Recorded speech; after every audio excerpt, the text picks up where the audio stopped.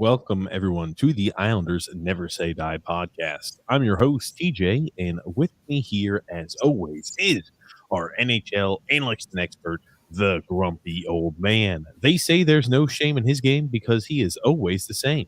That's me. Grumpy, how are you doing this Saturday evening? Good. Feeling really good. It's kind of a little bit of a loud, resounding good. What's going on with you, Grump? I don't know. Weather was nice today. Islanders won Thursday night. The young players look good. Barry Trotz looks like somebody told them to listen to the Islanders Never Say Die podcast to kind of tell them what to do. Looks like he heeded our warnings, and the team performed wonderfully.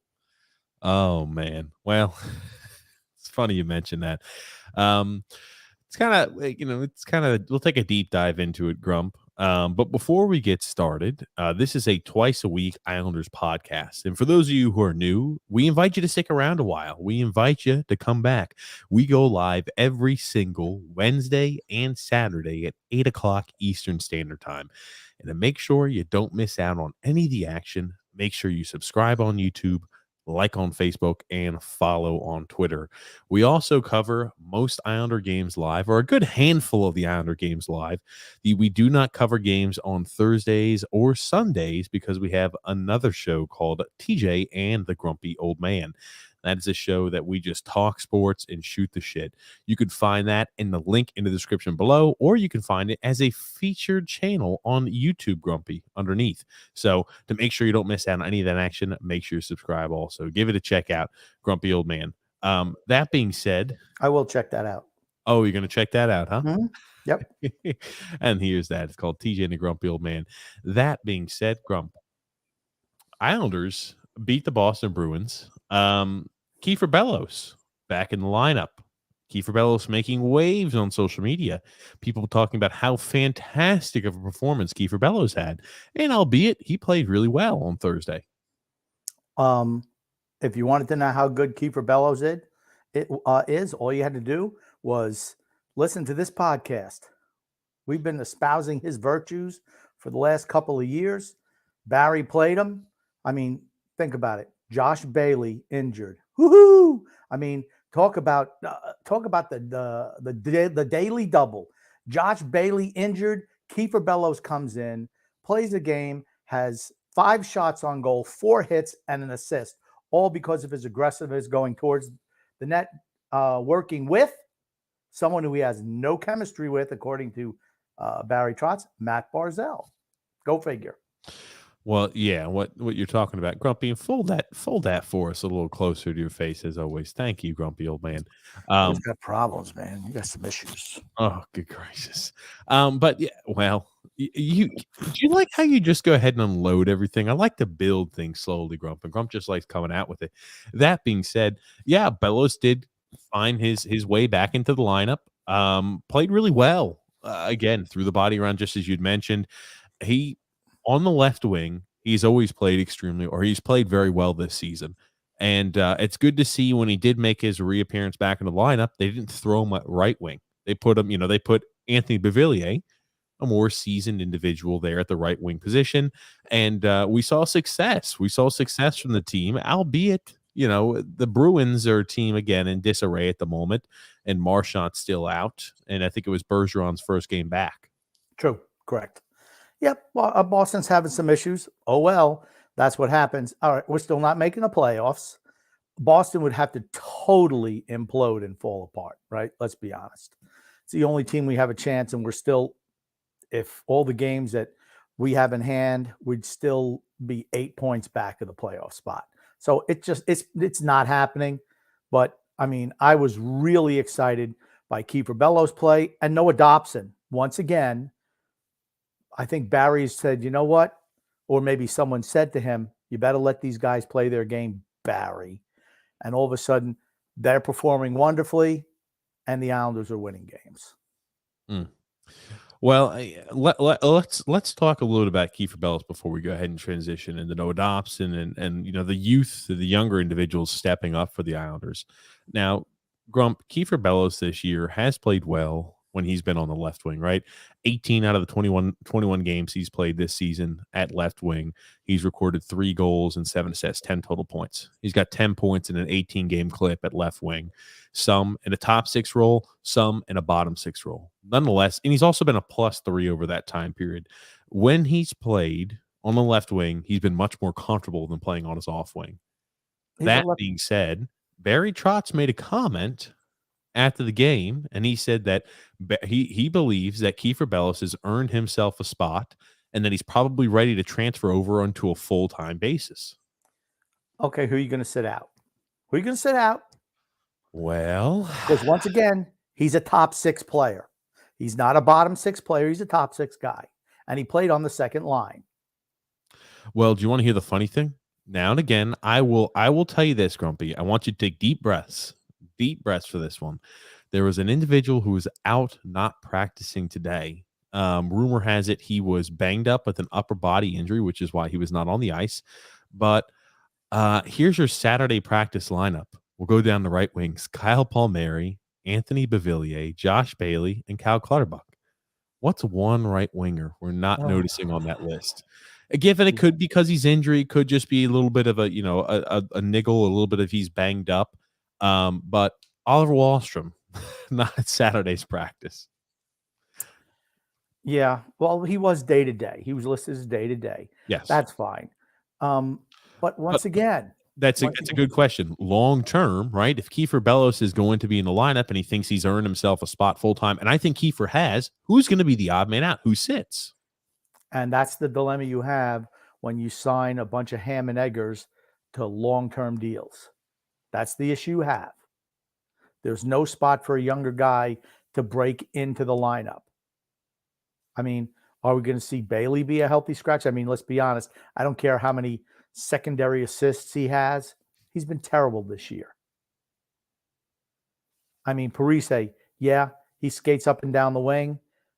I'm sorry. If he's going to be in this lineup, he needs to be on the 4th line. I mean, I have no problem putting Beauvillier with Pajot. Bellows, and once again, I'd much rather have Barzell with Bellows and Palmieri up top. If you're not going to play Wahlstrom up top, I'd rather have Palmieri up there on the first line with Barzell and put Bellows in Lee's spot. Drop Lee down in the lineup. I don't disagree with you on the dropping lead in the lineup. Here's the thing. I think Bellows needs to find a spot. I'd like him in a top 6 role. Like a guy like Oliver Wahlstrom in a top 6 role. But it comes down to the question of who will sit, and I'll get back to that, right? I don't think we necessarily addressed who's going to be the odd man out, who sits.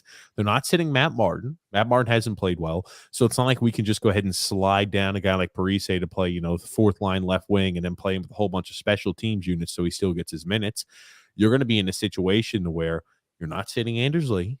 You're not going to be sitting Zach Parise. You're not going to be sitting Matt Martin. In all likelihood, you're not sitting Anthony Beauvillier. You're not sitting Kyle Palmieri. And I assume you're not sitting Cal Clutterbuck. Does Bailey get sat? Or is it going to be Oliver Wahlstrom? Right now he's hurt, but when Oliver Wahlstrom's healthy, who sits? To me, it's Martin who sits. And you drop Parise down to the 4th line. No. I know that's what we would like to have happen. You would like to have happen. Do you think Barry Trotz would even entertain that idea? I don't. You can't sit Wahlstrom. You can't sit Wahlstrom. I could see him rolling between Wahlstrom and Kiefer Bellows on a game in, game out basis, depending on who he thinks is the hot hand. Because Bellows did play well this recent game. How much of a rope do you think that earns him? Right? What does that give him? 1-2 games? And if he doesn't continue at that level every single game, right, he'll find a way to put him back down as a healthy scratch. I find it really hard. I don't know. I find it really tough to believe that now he's going to give Kiefer Bellows a shot game in, game out to make a mark in the lineup. He's never done it before. And I don't know, was it like the Boston game? Was that like a light flip moment for you? Did it really take you that long to switch the light for you, Barry? Okay. Unless he got an edict from up above, we got to start playing the younger players. Old guys aren't doing the job. And maybe he's going to start sitting Bailey or Martin, or just rotating the older guys out and letting the younger guys stay in the lineup. That's what we have to do. That's optimal. I mean, I realize we're not going to be able to move all those guys at the trade deadline, but that should be what Lamoriello is trying to do with the trade deadline coming up. starting to move some of the top, maybe one or two of the top 6 guys out. So it creates the spaces for Bellows and Wahlstrom to play consistent minutes in the roles where their skill set is most advantageous. That's in the top 6. That's what needs to happen.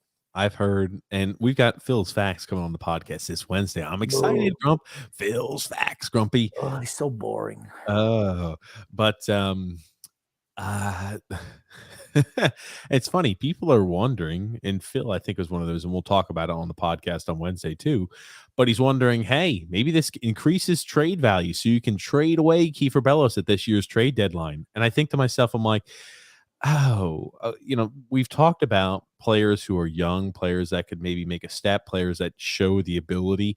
Why would you be looking to trade away a guy like Kiefer Bellows, who is young, who does have value, I think at least, and is showing that, hey, I'm ready to be a full-time NHLer. Why would we be looking to trade away a guy like that? We are bare bones when it comes down to young, talented forwards.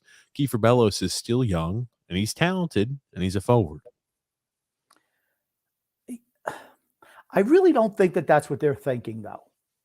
I mean, do you think it's oddly convenient that he's now earned himself a chance to be a full-time player? Maybe do you think the timing is mysterious? No, what I think is that the Buffalo loss signaled to them season's over. In management, even Trotz realized it, season's over. And now you're looking to next year. And what I've been espousing all season, well, pretty much since the end of November, beginning of December, is just play the young guys to find out who can be the solution going forward, find out what you have in the younger players, because there's going to need to be drastic player movement this offseason. It's going to have to happen if you want to remain competitive in the short term. And I just think that maybe they're at that point now. At least that's what my hope is. They're not going to compromise anybody's ice time that they're looking to move at the deadline, or they think has value that they can move at the deadline. You're not going to see a guy like a Parise, like a Clutterbuck, like an Andy Green, like a Zdeno Chara. None of those guys are going to have any of their minutes compromised. Well, they sat Andy Green, though. But they sat Andy Green. Well, it was for one game. Well, it was 2 games, too. I don't think he played. He didn't play against Boston. Did he? I don't believe he did. Pull that up if you could draw that out for like 2 or 3 seconds. Okay, but here's the thing. This is weird because I'm the Islander optimist today because I like what I've seen in the last game. The last time he played was against Calgary. There you go. So he's been out the last 2 games. So, I mean, I don't think it's that either. I don't think it has anything to do with ice time. They might be trying to move Andy Green. Maybe they're giving him a rest. I don't know. But that's what I'm thinking. It's about playing the younger guys now because that Buffalo loss was devastating. If you can't beat Buffalo, season's over. You're so many points behind. It's about playing the younger guys now. And maybe they're just hoping to move them all, break them in easily, move them in. Bellows has earned a spot, according to Barry. Hopefully Wahlstrom is the same. I know he had a little injury, so hopefully he'll be in there. And then you got to just filter out the older guys. Let them be the healthy scratches night after night. Okay. I don't think it has anything to do with the trade deadline, though. I really don't. Let me ask you this. You said now you feel like you have to be the optimist. I'm not being pessimistic, Grump. What do you think you're being pessimistic about? No. I just feel like if I have to defend what the Islanders are doing, that's usually not my role, which is fine. I mean, if you're angry today, believe me, I am happy with what they did against Boston. And I'm happy. I'm not saying I'm not happy. I'm just trying to. People are wondering what has caused a sudden change. Season's over. Okay, so you really just think this is the season's over. Now we're going to start rotating more younger players in. We're looking to find out what we've got on the team. That's what I've been pining for all season. All season. Okay. No. And I saw them do it for a game. So call me a blind optimist. What can I tell you? That's what I'm hoping it's going to be like the rest of the season. Oh my goodness, Grumpy! My goodness, you're gonna kill me today. But no, all I'm saying is, so you think it's just a light flitch of, hey, we lost to Buffalo. Now we're ready to go young. We're ready to see what we've got on the team. You just think it was that game in particular. I don't know. I mean, did you see the article that Andrew Gross put out? No. breaking down, oh, will Lou be a seller at the deadline? Usually it's not the case. And he was breaking down. He was, and again, you got to pay for it, but he was breaking down essentially, will he be in this situation where he's a seller, or is he going to still be looking to go ahead and, scrap together every single point to win games? And I think to myself, I'm like, yikes, I hope that's not the mentality of a guy like Lou Lamoriello at this point. No, I don't think it is either. I mean, they can try to continue to push that narrative, but it's over. It's over. The season's over. I know it's over. The biggest thing that we've always talked about is, does Lou think it's over, and Okay. does Barry think it's over? I think they see the writing on the wall for certain, but Everyone knows it's over. Chris Botta put out an article today, or a podcast, saying how that Lou needs to worry about next year. It's all about next year. This season's done. I mean, think about it. For him to come out and say that, everyone's been late to that party. I mean, we started the party. We got there early. We had the drinks out. We had all the snacks and the hors d'oeuvres. Everything was there. Now everyone's showing up to our party. So you're Hurdy hammer drunk. You've been at the party drinking Pretty drinking much. the season's over Kool-Aid, and now I'm coming down off my buzz already. Everyone else is just hopping on. Hey, been there, done that. You should have been listening to us for quite a while. We knew what was going on. So obvious. And here's the thing. If you and I know it, and the loyal listeners of this podcast know it, Lou Lamoriello knows it too. They listen to us. They know. It's all right. They listen to us. They know, says Grumpy. I want you to listen to the quotes, and this was the post game speaking directly about Kiefer Bellows, just so you had this for context. Anybody who was unable to catch this Thursday evening. What did you think of Bellows' overall game? Obviously, he was noticeable in the offensive zone. Yeah, no, he was good, and I would say in all three zones for me. I thought he, in the D zone, he had pretty good detail. He had good ball play. He was hard on the battles. Through the neutral zone, he had good details, and in the offensive zone, he was good. I mean, I think I think he had 6 hits. I'd have to look at that on something like that. He made a real solid play on the Barzell goal. He was shooting the puck, and he played with firmness, and that's the game that you want from Kiefer night in and night out. I think that's the game. That's a little bit of a blueprint for him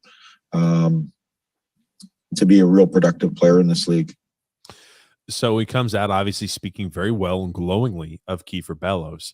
Now, there's something that you and I have talked about on this podcast regarding young players breaking their way into the NHL and what is ultimately crucial for them to be successful. Do you know what I'm talking about, Grumpy? You know what I'm hinting at? Confidence, showing confidence in the young players. We've been talking about it all year.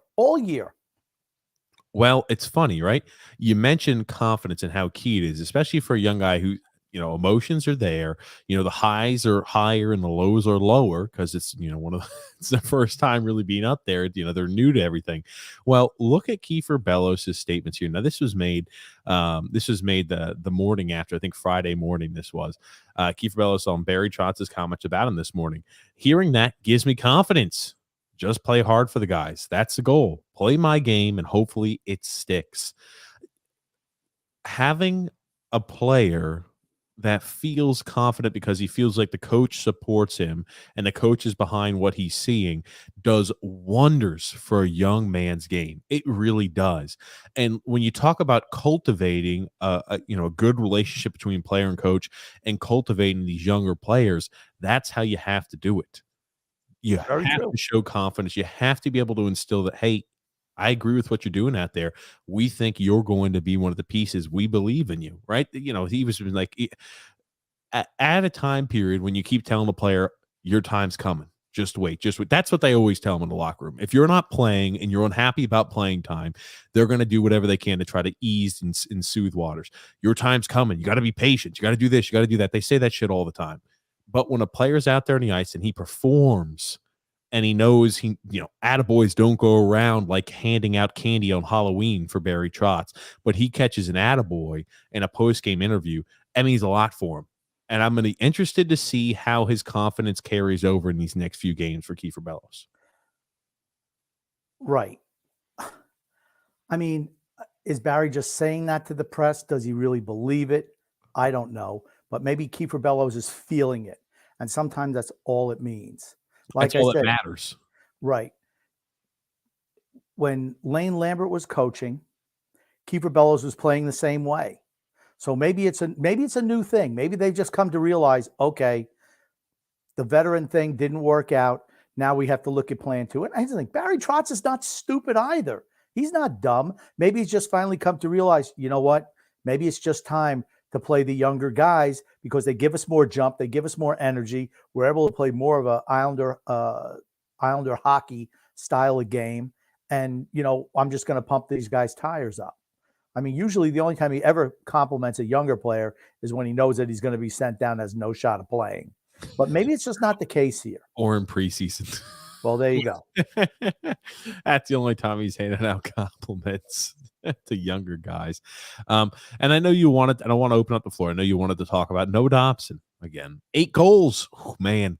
Feeling pretty good. I know last time Phil was on the podcast, I said I feel pretty confident Noah Dobson was going to come away this season with 10 goals. And hey, I'm sitting pretty right now, Grumpy.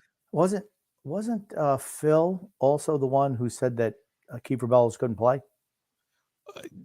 He, amongst the many of our guests. Okay, so yes, okay. That's what I thought. That's why I thought. The only ones. And again, do you remember who was out there defending Kiefer earlier on in the season when he had one bad game? We said, yeah, we'll call a spade a spade. He didn't play well. We'll call it as simple as it is. That one game when he's throwing in, and I think it was Anders Lee had a stomach bug, and they said, 30, 45 minutes, maybe an hour, 2 hours before game time, they say, hey, you're in the lineup. We said, don't let that define you. Don't let that, muddle up your picture of this guy is, what type of work he can put together as a whole.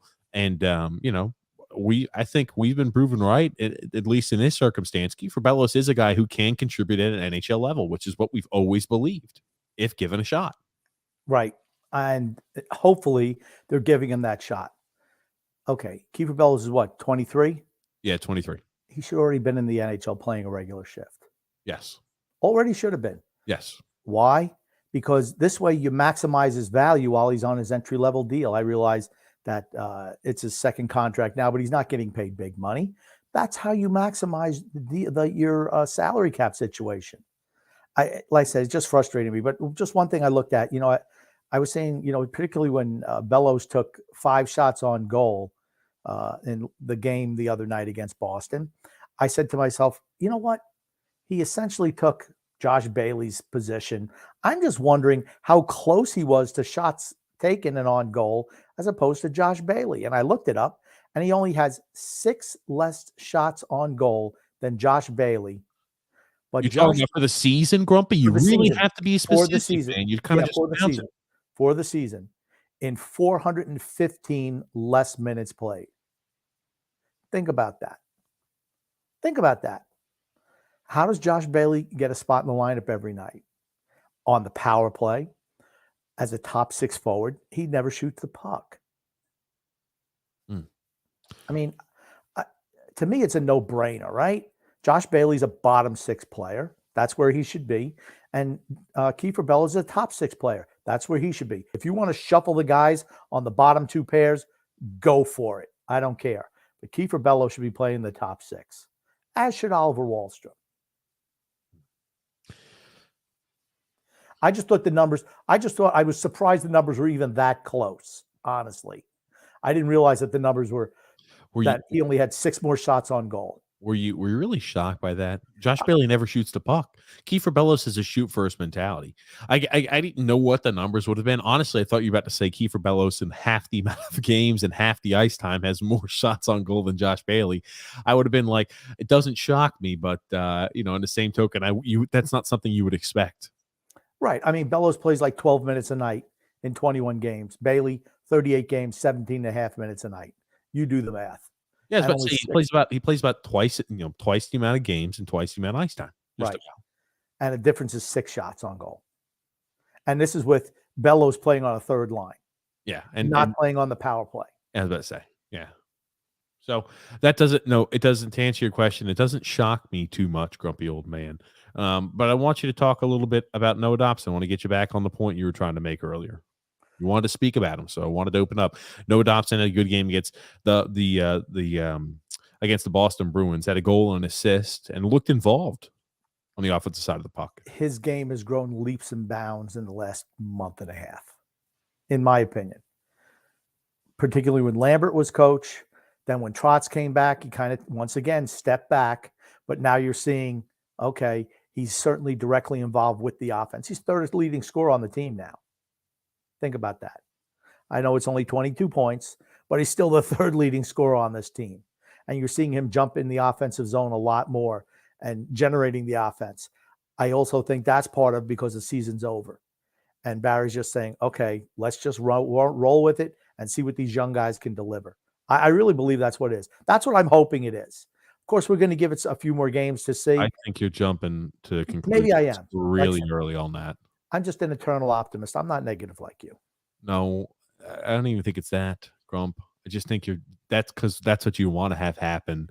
And It's you're true. using one game and one performance where the young guys played well to say, oh, great. They saw that's the case, and that's what they're going to continue to roll with. I don't know. I don't think they're at that point yet.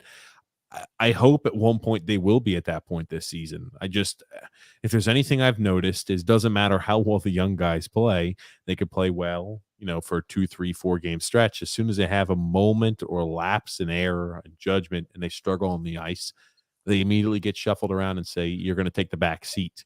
Yeah. And again, I don't think that's going to be the case with Dobson, right? Dobson needs to be the guy going forward. I think he's got your highest ceiling out of any defenseman on this team. He does make mistakes in the defensive side on the defensive zone, but every defenseman on our team makes mistakes on the defensive zone. Ryan Bullock does. Adam Pellick does. Zdeno Chart. Every single defenseman does. And he's got 5 points in his last 5 games. Noah Dobson, that is.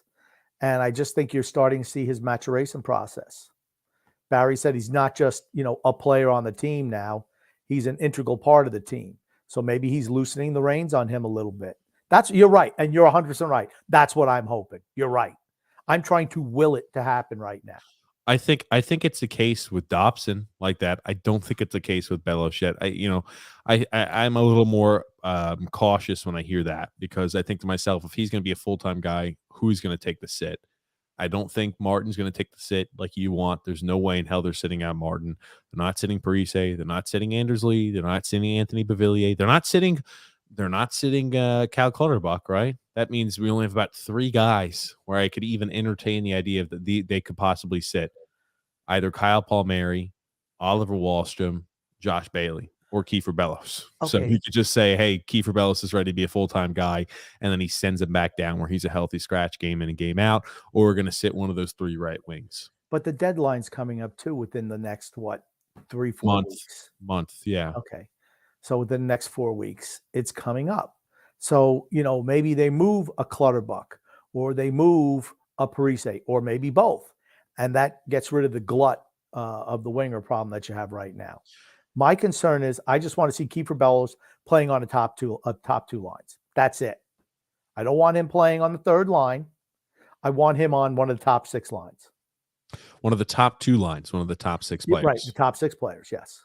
But I don't disagree. I'm just saying take everything with a grain of salt when we start hearing that.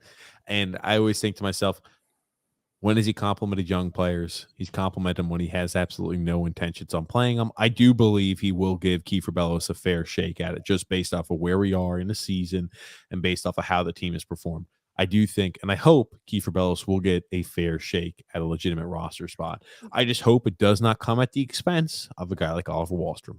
That's my biggest hope. And I hope it's not like, hey, we're going to do that and Oliver Wahlstrom's going to be the odd man out, or Oliver Wahlstrom and Kiefer Bellows are going to be, alternating game in, game out before we go ahead and make a move, which may be another 2 or 3 weeks. That's what I hope doesn't happen. Is it a possibility? Certainly. But just I'm trying to think who's going to be the odd man out. Well, like I said, if you go by who's delivering and who's playing well, Matt Martin is the guy who sits. And you just Ross Johnson should be playing every night over Matt Martin. Yeah. Well, guess what? Josh Bailey should never be in the lineup either. Never. I know that's why when you say let's take a look at who's performed and determine who should be on the ice, Barry doesn't use that equation. So okay, but like I said, that's what most people would do, and that's what I'm doing. I want the best players to play. As far as I'm concerned, you could sit Anders Lee practically any night. He's not produced. I know he has some goals, a lot of those tip-in, tap-in ones. Great. Kiefer Bellows can play that role just as well, with a better shot. I just, like I said, but who's not really producing? Bailey, Palmieri, Martin. Bailey. Those are the three most underwhelming players in the lineup this year. I mean, I don't think it's even close for who's next. I put Jean-Gabriel Pageau's on that list for me. Okay, but he's your third line center. You said underperforming players. At least from what I've grown accustomed to for Jean-Gabriel Pageau, he's underperformed in my book. Yeah, but he's got 15 points this year, right? I mean, he's got 7 goals. I don't know. Here's the thing. I like JG Pageau. You're right. He hasn't been as good, but I think that Bailey, Palmieri, and Martin have been worse than he has this year. I don't think he's been good, but he's been better than those 3. I got to pull up the stats recently for Jean-Gabriel Pageau because, I mean, like when you look at it, I think he benefits a lot from the line mates, where in the past, I think it's been Jean-Gabriel Pageau has been the line driver. I'm not saying he hasn't shown moments where he could be a line driver. I think it's just changed a bit. I think last year he was the line driver for that third line all the time. Now it's not as much the case. I think you're seeing more more of the line being driven by Parise, more of the line being driven by Wahlstrom when he's playing well. And it's just like, ew, when I see that, I worry what we're going to have going forward in store for Jean-Gabriel Pageau. I mean, that's smaller body frame, plays a hard physical style, and he's 29 years old. I mean, I agree. He's not been as good as he has in the past. We don't know if he's just hit that wall for a smaller guy with that playing style, or if he's still injured in some way. We don't know. But that's been the Islanders' most consistent line all year long, even with him underperforming. I think that third line, night in, night out, has been their best line for most of the season. Hey, best third line in all hockey, Grump. Oh man. But Grump, we're going to go ahead and get to an ad read here today by DraftKings. Hoop fans, the latest offer from DraftKings Sportsbook, an official sports betting partner of the NBA, is too good to pass up. I'm talking between the legs 360 windmill good. New customers can bet just $1 on any team and get $150 in free bets if they win. It's that simple. If Sportsbook isn't available in your state yet, you can still take your shot at a big payday. Everyone can play for huge cash prizes with DraftKings daily fantasy basketball contests. DraftKings is giving all new customers a free shot at millions of dollars in total prizes with their first deposit. Download the DraftKings Sportsbook app now and use the promo code THPN and bet just $1 on any NBA team and get $150 in free bets if they win. That's promo code THPN at DraftKings Sportsbook, an official sports betting partner of the NBA. Must be 21 years or older. Minimum age and location requirements vary by jurisdiction. See DraftKings.com/sportsbook for a full list of requirements and state-specific responsible gambling resources. Void where prohibited. Minimum of a $5 deposit. Gambling problem? Call 1-800-GAMBLER. In Tennessee, call or text TN Redline, which is 1-800-889-9789. In Connecticut, call 888-789-7777 or visit ccpg.org/chat. In New York, call 877-8-HOPENY or text HOPENY, which is 467-369. Penny. Penny, Grumpy knows. Hey, as long as you know, Grumpy, as long as you know. You have a gambling problem, get help, please. Absolutely, Grumpy. I love how we said that at the end of every single time we read. Well, I like to say that because I know, I do too. Yeah, I mean, if someone truly has a gambling problem, I'm not espousing that they go out gambling if they have an issue like that. For certain. Drew L says, you guys literally couldn't have picked a better day to stream on. I've been sitting in my room all day doing homework for school and college. Well, hopefully we're expanding your educational horizons with this Islander podcast. My gosh. Scott L saying, good evening, guys. What's up, Scott? Frank K is saying, Boston may be in the running for Marc-Andre Fleury. They need a goalie. Sorokin made a great rebound at 1v1. He had a couple of back-to-back saves when the score was 1-1. The first goal is one he wants back. One of those, not getting up against the pipe. It almost looked like his skate got caught on the post and he couldn't get his body all the way over. He's trying to come across. I don't know. Nice shot by Taylor Hall. But he's got to have that one. It hits off the post and bounces off his back and goes in the net. It's a fluky goal. It's one you don't want to give up. And Butch made sure for the rest of the night to talk about how that was a weak goal. Even when we won, he kept mentioning that was a weak goal. Okay, we won the game, and he made a couple, and I know the saves that Frank is alluding to, back to back. Just his athletic ability is what enabled him to make that secondary save in particular. Is tremendous. Well, let me ask you. I mean, Sorokin's kind of been letting in some weak caliber goals. Now, I want to ask where you value Sorokin, grumpy old man. What you think of his worth? Where do you put him regarding top goalies in the NHL? I think he's probably top 10. I'd agree. I think he's kind of towards probably about 8, 9, or 10, around that spot. I think he's got the ability still to grow and build himself into, an even more talented goalie. But I think even with, the weakies he lets in and the inconsistency sometimes in his game, I think he's been everything you could want from him to be this season. It's coming up with the big save at the big moment. That's the most important thing from a goaltender. I'm not saying that you should, give up weak goals every night, but every goalie goes through ups and downs, every single one. As great as Shesterkin has been this year, he was terrible last year. That's the way it is with goalies sometimes. They're up sometimes, they're down sometimes. Sometimes they just have terrible years. But like I said, this kid's a true number one, and it's his athletic ability that sets him apart. Yes, he's given up a few weekies recently. That's not why we're losing games. Our defense has been terrible, out of position, just giving guys primo scoring chances. And I mean, that's just the way it is sometimes. But to me, he's still top 10 in the league.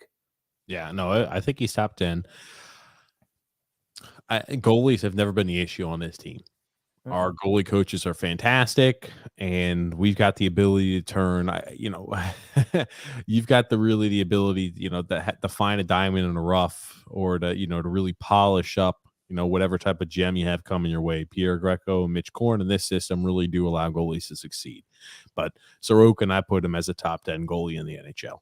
What I think about, Frank's other comment about Boston possibly being the running for Marc-Andre Fleury, that's what I was saying earlier in the year. If you're looking for a goaltender who said, Varlamov, he's number one. No, it's Fleury. And that's what I said back, I don't know when it was, December, the end of November, when we were talking about possibly who would want, Varlamov. I said, who's the number one goalie on the market? To me, it was always Marc-Andre Fleury. And we got some, at least I got some fight back by other guests on the show. Say, why would he wouldn't want to leave again? Well, you think he wants to stay in Chicago? His numbers have been really good considering how bad that Chicago team is. And he's a guy, here's the thing, Boston's not winning a Stanley Cup either, people. Absolutely not. They're not good enough. But, they're big on the playoff revenue. So, if you get Fleury, that pretty much cements you making the playoffs. Okay. Here's the thing. Boston has two competent goalies, in my opinion. I'll flat out say it. Jeremy Swayman's a real damn good goalie. He's a really good goalie. And the fact that, again, like we talk about, willing to put it and when who you roll out there, Linus Ullmark is not the long-term answer for Boston in that. It's Swayman. I think Swayman's a really good, solid netminder, too. True. Who's a better goalie right now, Fleury or Swayman? It's Fleury. Okay. It's Marc-Andre Fleury. I don't know, Grump. I don't watch enough Chicago games to be the judge of that. His goals against is really good. His save percentage is good. Swayman's been up and down this year. Goals against is Marc-Andre Fleury's goals against is a 2.80, and his save percentage is a 9.12. That's not great by any stretch of the imagination, Grump. They play in a different system. That's why I said I don't watch enough Chicago games to tell you really how great Marc-Andre Fleury's been this year. I can't tell you that. Goalies are up and down. Chicago has been terrible defensively this year, just terrible. Okay. And Boston is a solid defensive team, but Swayman's been kind of up and down. Swayman has a 9.23 save percentage and a 2.15 goals against average. That's not Okay. up and down. That's a really solid netminder for a guy who's 23 years old. Yeah, but he's been giving up a lot of weak goals too this year. Shit. I'm just You know what? saying. I'll take a goalie if he's going to have a 9.25, a 9.3, whatever save percentage you want to throw out there, above a 9.2. If he's going to let in some weak goals and give up on average 2 goals a game, I'll let that slide. He's basically still a rookie. He's basically still a rookie. I'm not disagreeing that they shouldn't look to help bolster up possibly for a 1-year item, but I'm just like, that's why you sign Linus Ullmark, is to be, you know, if Tuukka Rask was not able to come back, that's why you brought in Ullmark. Well, what are Ullmark's numbers this year? I mean, I don't know, but he's been underwhelming. They gave him a $5 million per for I don't know how many years. I think it was a 4-year deal. Yeah, that's a bad contract signing. His goals against average is a 2.78 save percentage, or I'm sorry, his goals against average is a 2.79 and his save percentage is a 9.09. Okay. He hasn't played great. Okay, so Marc-Andre Fleury is definitely an upgrade over him, just because of the styles that the two teams play. All I'm going to say is Swayman is the answer going forward. Yes. Why not give it to the high goalie? Why not give it? I mean, Swayman killed it in college, killed it in the A, and has done really well in the NHL. I'm not saying, you just said so yourself, Boston's not in a position to where they're winning a Stanley Cup. And you talk about a team that's in no man's land. Boston Bruins are entering in the no man's land. Brad Marchand's not getting any younger. You know, Bergeron not getting any younger. I mean, that's a team that's looking, hey, they're going to have to revamp in some capacity, right? They still got Pasternak, they've got Taylor Hall, but they're going to have to revamp. The same way the Islanders going to have to revamp. 100% Got some young pieces, but they're going to have to revamp just because how old some of these important pieces are for their team. 100% agree. 100% agree. But they're not going to trade the whole team. You know, I mean, if I was them, I'd follow the same path that I've said about the Islanders. You keep your big names, your big guys, but other than that, you try to move whatever you can and just kind of do, you know, that soft rebuild or whatever the heck you want to call it.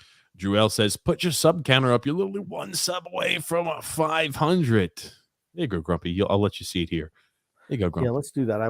I need to see that number at 500. Man, 499 just looks bad, doesn't it? We'll take it down. Yeah, Boston after Fleury, they need a goalie. Sorokin made a great left pad save at 1v1. Bellows is such a difference in this lineup. That's what youth does. That's what youth does. Well, you talk about guys who are hungry, guys that are trying to fight, you know, to get their spot in the NHL on a consistent basis. You know, that's right. For certain it is. Scott L said, yes, we all know that, but Barry will sit him for 10 straight games in favor of Bailey when he comes back. I'll be so disappointed if that's what happens.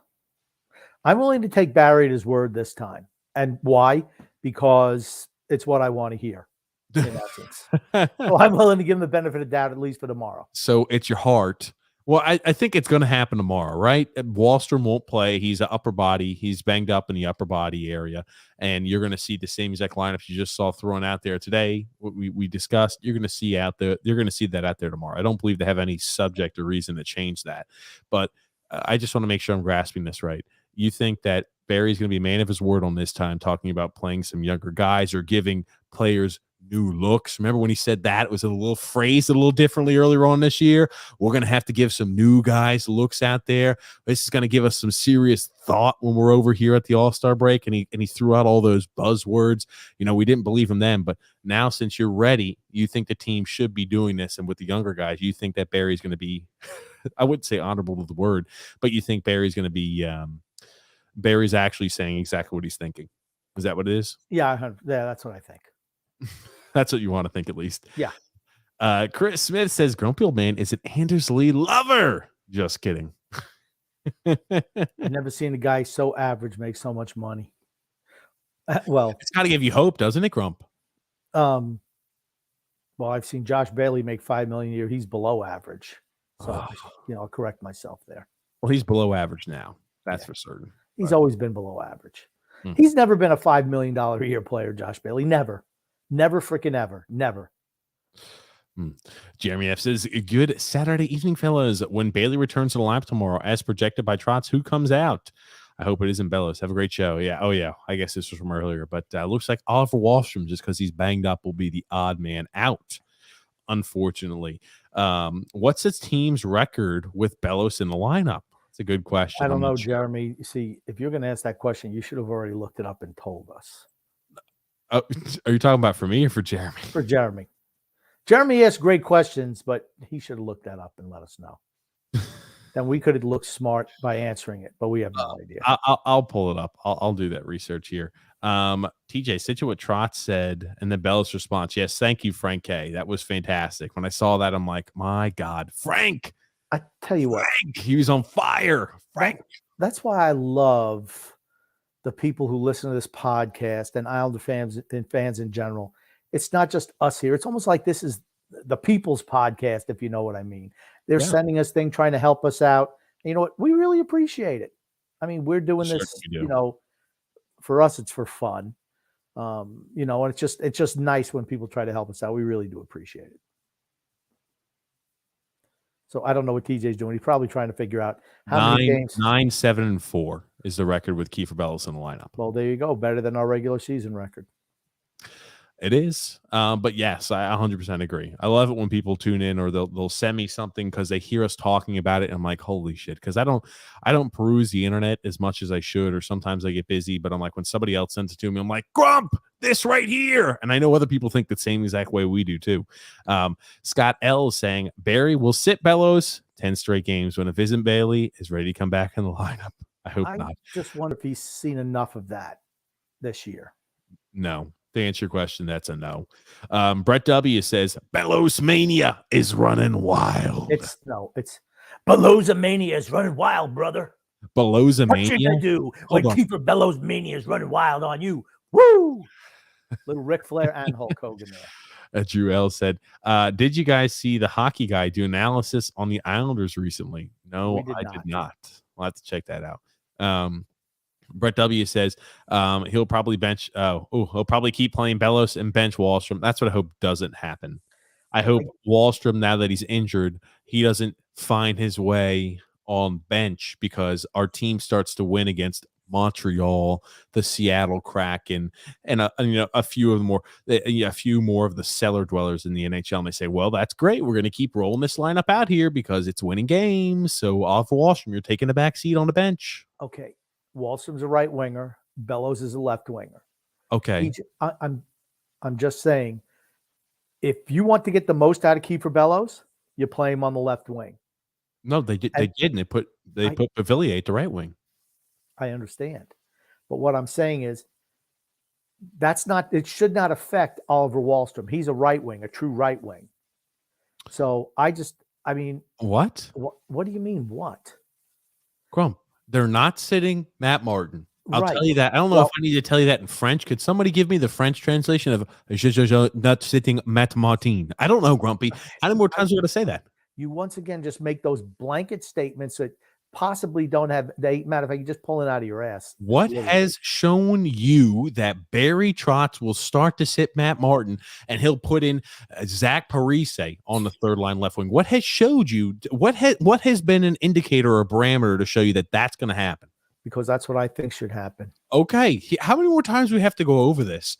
Right? I just use the prior of what I've seen on the ice and what Barry Trotz has done, and I say, do I think he's going to change that going forward for absolutely no reason? The answer to that question is no, I don't. I think Barry has been combing the archive files of what we're saying to do for the team, and I think he's starting to wake up. Is he a few months behind on the podcast? He's just a few months behind, you know.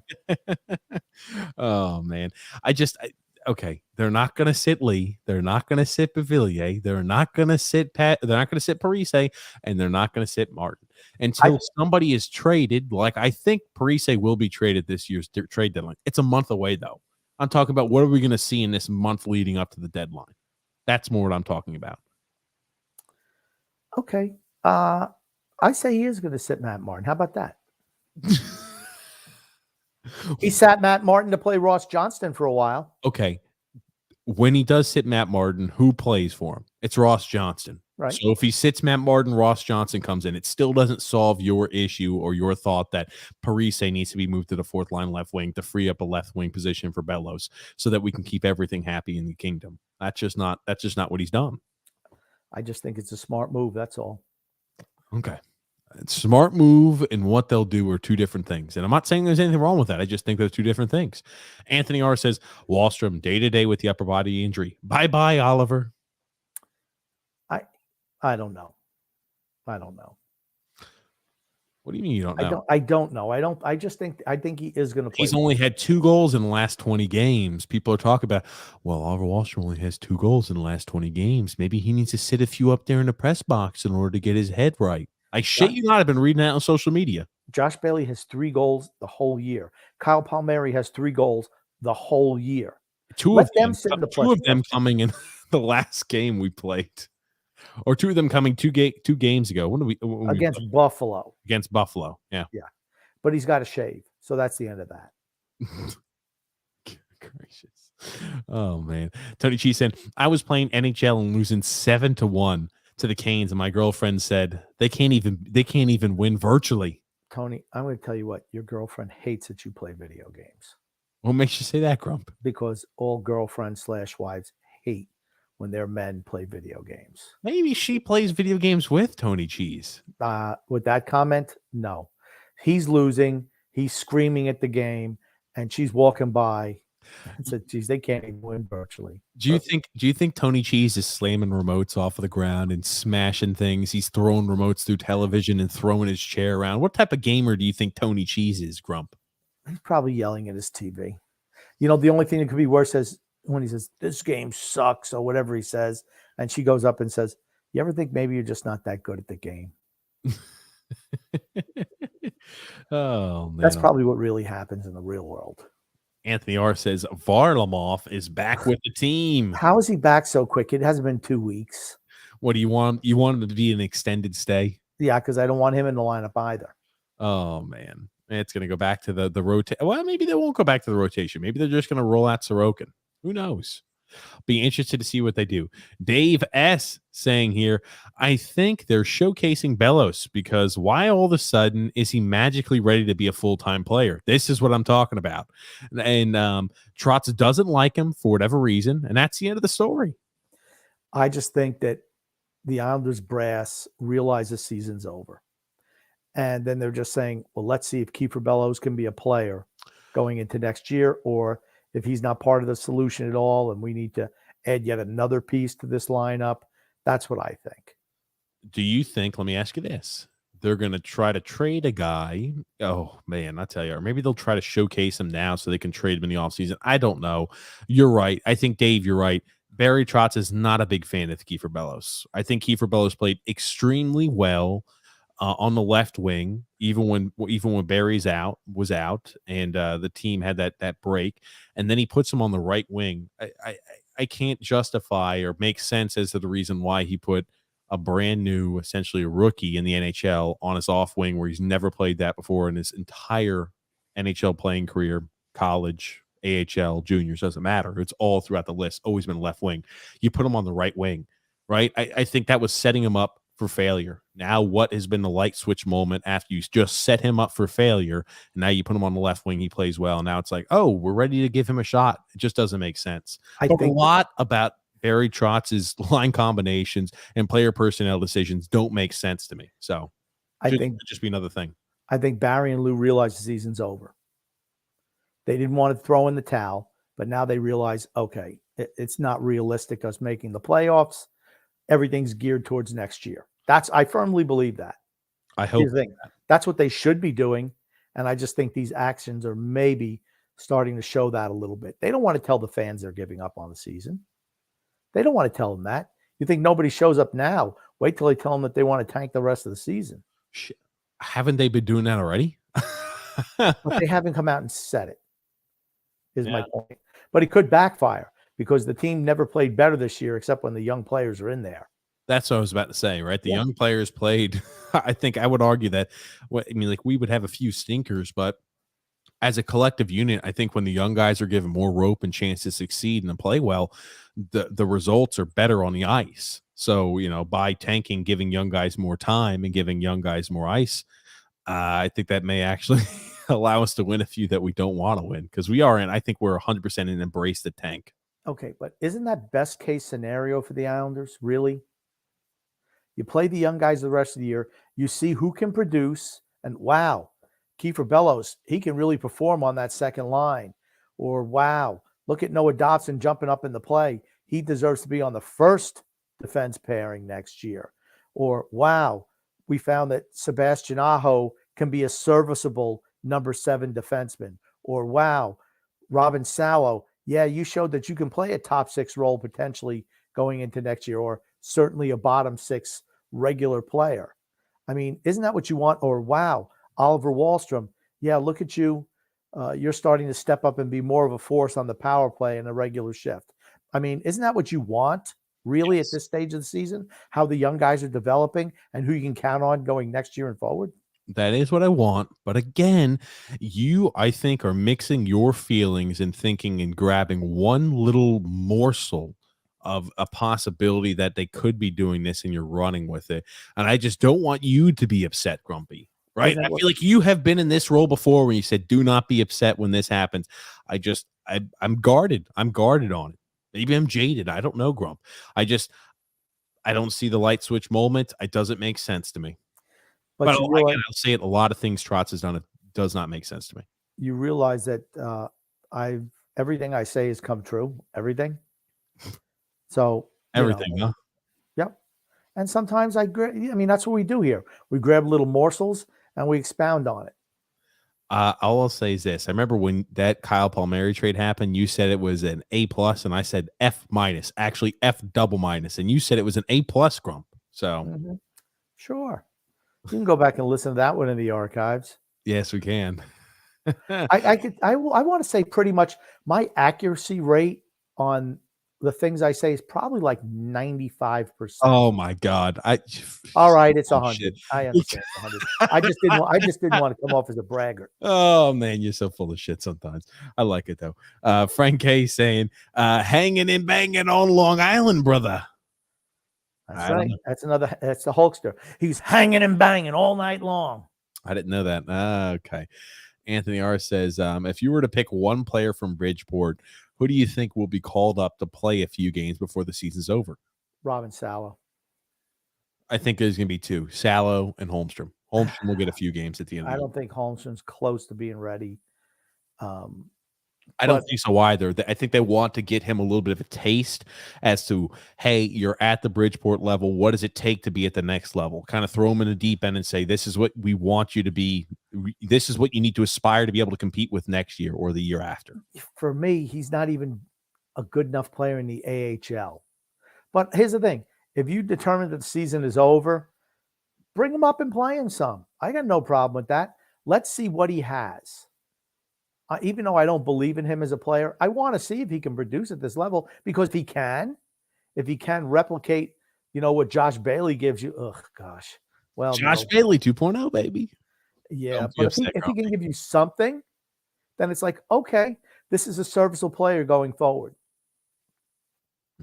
One less hole we have to, one less roster hole we have to worry about filling if we're able to jettison some of these veterans off the team. That's the way you have to look at it. Do you want to hear something crazy? Jokerit right now. Speaking, Nicole was on the podcast Wednesday. Loved her as a guest. Jokerit right now is at the top of the Finnish Elite League. When he joined, when Aatu Ratu was traded, or when he was loaned out, however it works over there, to Jokerit, they were about middle of the table. Right now, Aatu Ratu 30 standings at middle of the table. I don't know. Maybe they call it tables over there. They don't call it tables over there. They call it standings. Soccer is what they call tables. Okay. Anyway, 30 points or 30 games, 29 points, 12 goals, 17 assists. Olli Jokinen again allowed that. He's coached that team into the top of the standings. Hey, I wouldn't be opposed at all for him taking over at Bridgeport, Grump. And that idea just sticks with me more and more, and I love it. I love it, Grump. Yeah, I don't think he's ready. He's not ready yet to play on the big team.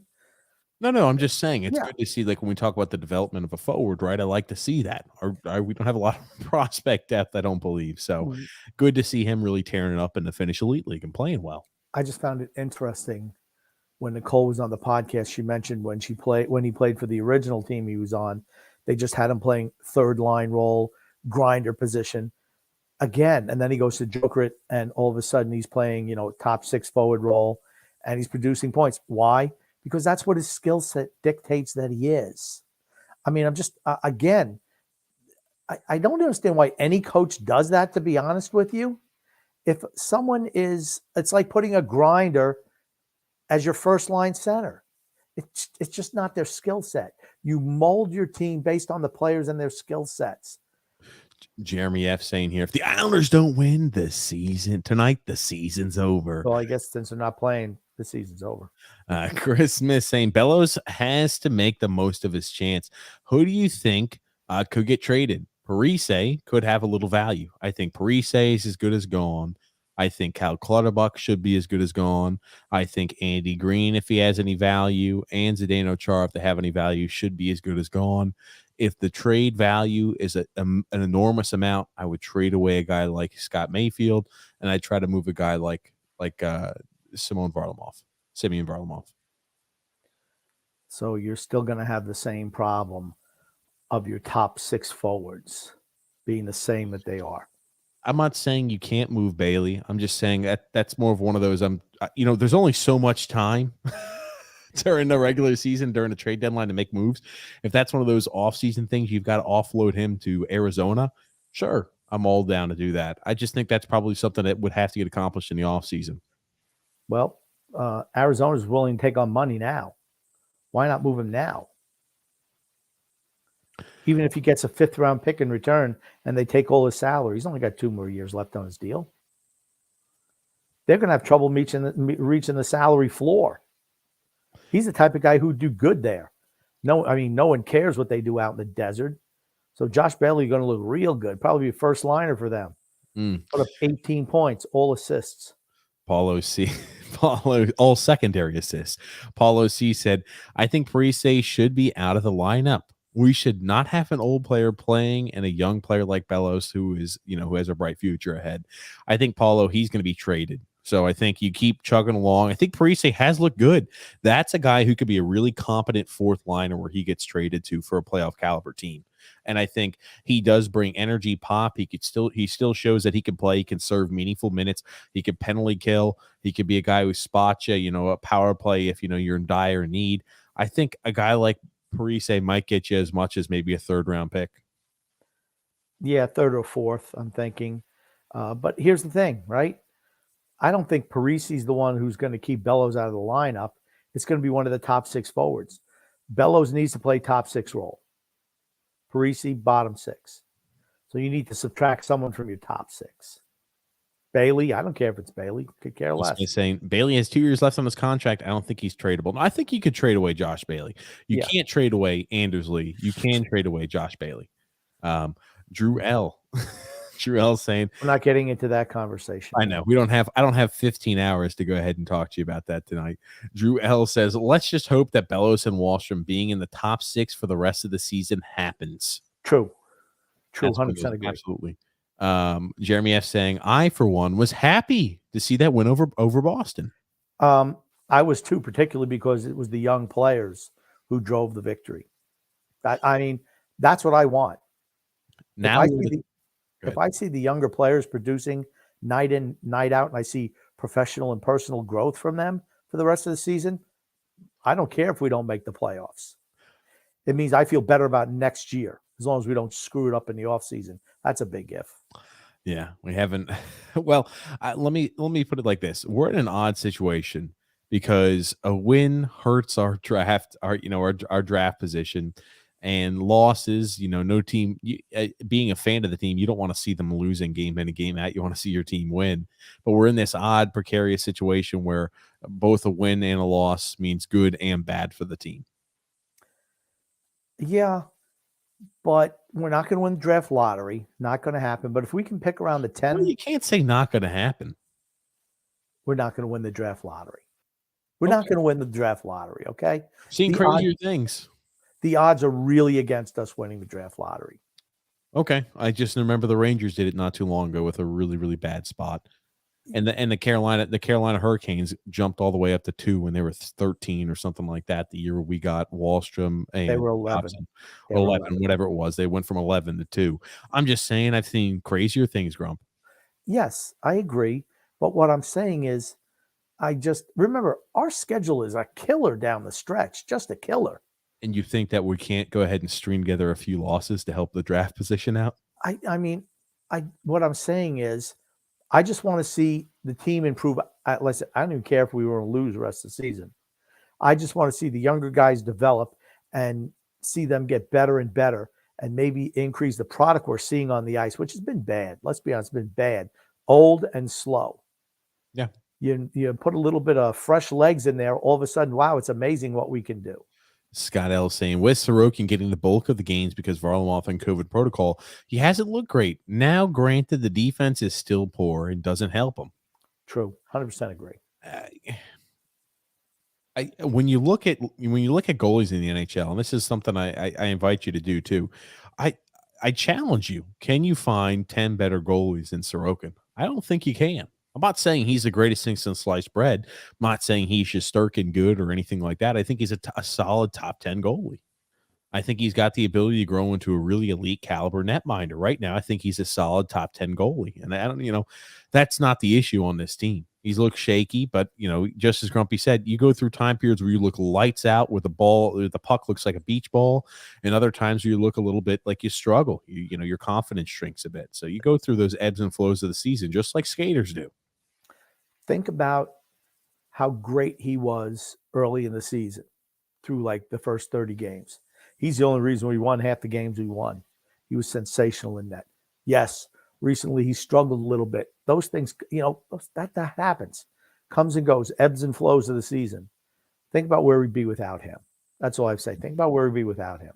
He's top 10 in the league. We used to play that game of, do you think we would win the game if we changed goalies, if we switched goalies? And the answer a lot of those times is no. If they had Sorokin, we'd be losing. And if we had the other netminder, we'd be losing if they had Sorokin. Matthew S. said, I'll be there tomorrow at the game, so we should win. There you go. Anthony, and we're playing Montreal too. So that's probably going to be an 8-goal Brock Nelson night, and he'll end the season with 25 goals. Anthony R. says, I think Grumpy's right. They know they can't make the playoffs, and honestly, I think they're feeling the pressure from the fans and even some of the media now. For playing the young players. I think so also. Here's the thing, the product hasn't been good.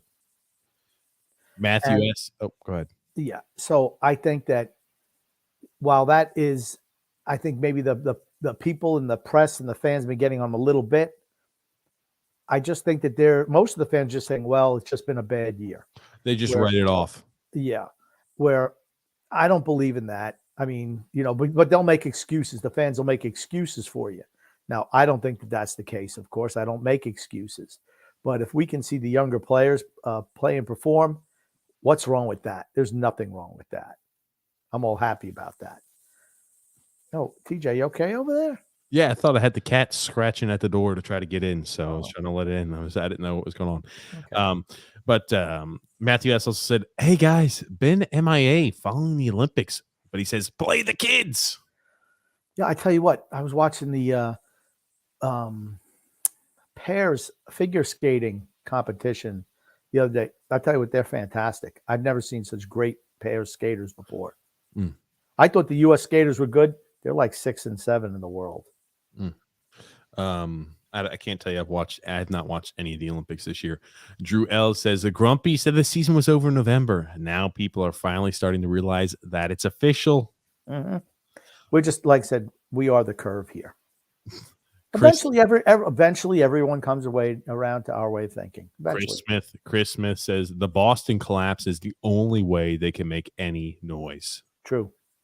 And then Anthony R. there saying some of the media I had read that lose under the gun as far as next season and trying to fix this roster. Shouldn't he be? Shouldn't he be? Really? If you think about it, shouldn't he be? He should be feeling some heat from the ownership. Ownership knows They're like, okay, why are we not making this team younger? They hear the rumblings. They listen to the Islanders Never Say Die podcast. They know. It's like, why isn't this team younger? Why are you not listening to TJ and the grumpy old man? They seem like they have a plan. What's your problem? John A said upper body injuries is the new term for scratched. I actually kind of like that. I think they may be honest. Think about it. Josh Bailey had an upper body injury. He was back and ready to play the next game. Kyle Palmieri had an upper body injury. It was scratched a bit and ready to play. I'll be honest with you. What type of upper body injury do you have as a hockey player? I think, okay. People are built. Wallstrom's not over there throwing the body around like a Ross Johnson. He throws the body around, but not as much as you would think. Upper body injury? That's a good question. He gets hit, jammed along the boards, shoulder injury, wrist injury, something like that. Okay, so you're saying instead of him being 100%, let's say he's 85%. Players always play at 85% during the season. So it's one of those things, if a guy's a little banged up, we're just going to say, well, you're not playing well and you're banged up, so you're going to be an upper body injury. I could see that. Okay. Like I said, it could be anything. You're asking me what an upper body injury We've seen a lot of those upper body injuries, and I wonder how long or what's the severity of this. I just think it's an interesting point John brought up. Possibly this might be the new term for scratched. And you asked me how can you get an upper body injury? And I just gave you a scenario and then you shot me down. Your shoulder getting jammed up in the board. Those things happen. Yeah. Okay. He hurt. Frank K says he looked hurt. Not true. I don't know. It's just something interesting to think about. Mr. B said they better trade most of the guys at the trade deadline. Nobody is going to want to start the season with some of these guys. Right. Like I said, but here's the thing. If you really want to make the team better, you're going to have to start moving out top 6 players because that's where your team really needs to improve. Not the bottom 6, top 6. Mr. Fourth line, that's just a trash line. Doesn't matter anyway. It will take 6 weeks to coach the Barry out of them. Oh, geez, 6 weeks. Well, that's what they say. That's what it said. It takes 6 weeks to break a bad habit. Frank K saying the Islanders dominated in the second, third period, and I've defended Bellows for 3 years. Which is funny. You look at a lot of those people were announcing a time of death on Kiefer Bellows. I remember that one by the Very Good Islander site. I remember certain ones they were talking about, hey, Bellows doesn't have it. We've had guests on the show who've said that. And we're like, I don't buy that. So it's good to see. It's good to see him playing well. That's very true. Moving right along, Bellows should be Barzal's left wing. Plain and simple. 100% agree. They don't have chemistry when you play Bellows on the right wing. Yeah. Like I said, aggressive for certain. Barry treated us like we were dumb, like we didn't remember last year when Anders Lee was out and Kieffer Bellows played those games on the left wing with Matt Barzal and scored a bunch of goals just conveniently. Well, that's a discrete event. We're not going to include that. I'm going to use that one game where he played, on the right wing for like 10 minutes. That makes my decision up for me. Dope. Bellows is aggressive just like his dad was. Yeah. And Jurel says, watch now. After Bellows plays well, Barry's going to praise Bellows like he's Ovechkin. Laughing my ass off. Yeah. Well, then he's getting traded. If he starts selling like he's Ovi, he's a linchpin of our team. He adds so much grit to our left wing position, even though he may not score any points. And he really adds a lot of defensive structure to this first line. He is who am I? He is saying that about Dobson, that he's like one of the guys on the team now. I was joking around doing a call back on Leo Komarov. I asked you, who am I? And you didn't answer. And you just said whatever you wanted to say. I said, who am I? And you didn't even pay attention. You went on too long. Oh, God almighty. We need to get your attention span a little longer, Grumpy. You look like you're already about to fall asleep. What's going on, Grumpy? You're boring me. Ah, shit. I'm boring, yeah. Christmas saying, do you think Parise could get traded? What do you think? I put him at 98% likelihood he's getting traded. I'm going to put it 80%. Really? You think he could not? You think he might not be traded? If somebody's offering you a 7th round pick for Zach Parise, are you going to take it? I'll take anything for Zach Parise. He's not going to be here next year. Okay, well then why would you move him when he can maybe play a role on helping some of the younger guys develop? Why would you do that? We do not need any more veteran leadership to teach young players how to develop. Our team is lush with veterans who are on the tail end of their career, who are not fantastic anymore, that could show a young kid how to play. We don't need those. In my opinion, anything they offer you for Parise, you take. I think you can get a third rounder for him. I'm not saying you say, oh, okay, fantastic. We're just going to be looking out for 7th round picks for Parise. I think you can get a 3rd round pick if you play your cards right. Okay. I think he should be traded, though. But what I'm saying is, let's say they're offering you a 7th round pick. What would indicate that they would offer a 7th round pick for Zach Parise? It'd be like me saying, let's say that they wanted to only give you a 5th round pick for Matt Barzal. What would make you believe that Parise would only yield a 7th round pick? I don't know, because he's got 15 points on the season. And he's 37 years old. Playing in bottom 6. And he's 37. Playing bottom 6, he's got 15 points on the season. Okay. And he plays in every situation. He's only got 15 points. He's a guy who is a good penalty killer. He's a guy with veteran leadership with a lot of playoff experience. And if you're looking for a guy that's, who's not going to have a high cap hit, that you can literally help your bottom 6 with, a team that might not have a lot of depth, a guy like Parise is a great option. All I said was, what if somebody's only offering you a 6th or 7th round pick for him? I just think I can't even imagine that, Grump, because it's not realistic. Oh, again, here you go again. You just totally rule out any possible scenario that's not what you think it should be. So, Grumpy, when he gets traded for more than a 6th or 7th round pick, we could just say this entire conversation, this mental gymnastics you're trying to go make us go through right now is a waste of time. The question was, do you think he can get traded? And I said, yes. I said 80%. And you said, well, how come it's so low? It should be like 99%. And I'm like, well, what if somebody... I said 95. Thank you. Whatever. You might as well say 110. Whatever. My whole point is, if somebody's only offering you a 7th round pick, it might be worth just to keep them around. So you're putting a 20% likelihood that they're only going to get a 7th or a 6th round pick. No, that's when you wouldn't trade him. I put on 20% likelihood that he doesn't get traded. Because the value wouldn't be enough. And you're saying now the 20% likelihood of the value being a 6th or 7th round pick is what you put it at, Grumpy. Exo facto, you think there's a 20% chance that it'll only get a 6th or 7th round pick in return. Ladies and gentlemen, this is what happens when you deal with a mental midget like TJ on a regular basis. No, Grumpy. The question was, what percent do you think he gets traded? 95. You said 95. I said 80. You didn't like my 80. How is it possible only 80? I gave you a scenario. You didn't like the scenario. How is it possible that he wouldn't get traded for this? Because guess what? You don't know what the hell anybody's value is. What do you mean I don't know what anybody's value is? It's the NHL freaking trade deadline. Everybody overpays for players at the NHL trade deadline. Only the People Islanders. do not underpay. No. Not only the Islanders. Look at what the freaking Flames just did. Every team overpays at the NHL trade deadline. Please stop with that. Please We should stop. put the whole team on the block then. If they're going to overpay us. Maybe we should go ahead and try to trade Anders Lee. Why Right, not? Clumpy?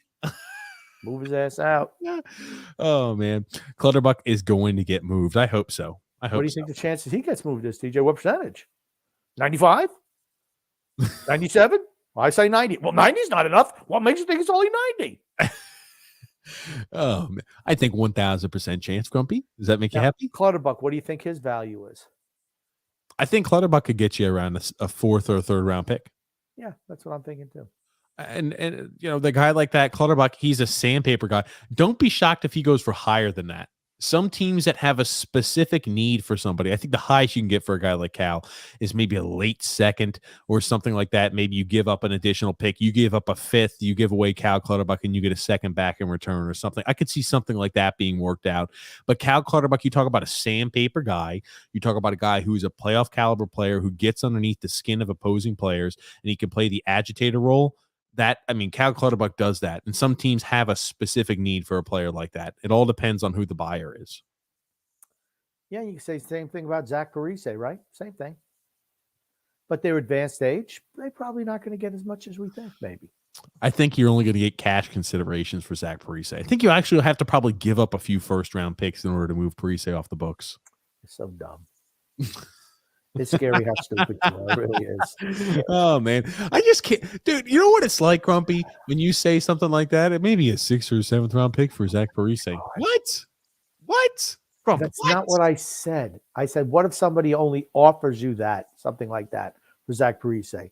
That could prohibit him from getting traded. Who Maybe on it's not, God's green earth would only offer a set? Okay, you he's think not Connor McDavid, you know. I He's know. 37-year-old fourth liner Zach Parise. a fourth liner with 15 points? Whoop-de-doo. He plays in every situation. He should have way more points than that. Instead of how long he's on the ice. Oh my gosh, man, I'm angry. I'm just saying. You asked what the scenario was. I told you the scenario. You didn't like it, so then you're trying to pick it apart. I just gave you a scenario. I answered your question. Okay. Your questions John- are stupid. My questions are stupid.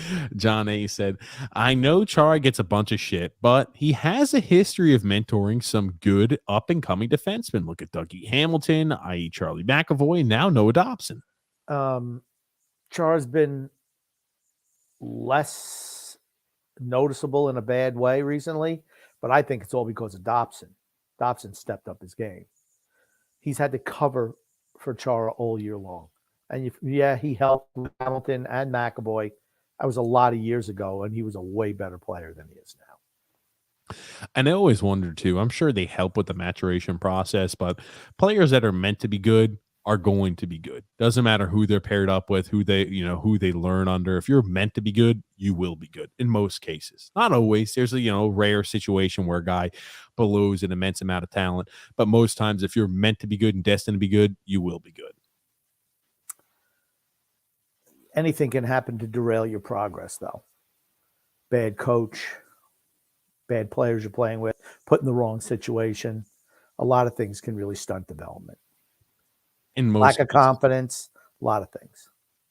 In most cases, though, if you're meant to be good, you will be good. If you're meant to be a top tier player, you will develop into them. I'm not saying, hey, certain things won't help you get to that point. I'm just saying in most cases, if you're designed and meant to be that player, you will grow into them. That's all the first round busts who were supposed to be good players and don't hold pan on, out. Hold on, Grump. That would be like saying, oh, Jesus. That would be like saying a guy who comes out there and averages a point a game. Like, talk about Matt Barzal. Matt Barzal is meant to be really good.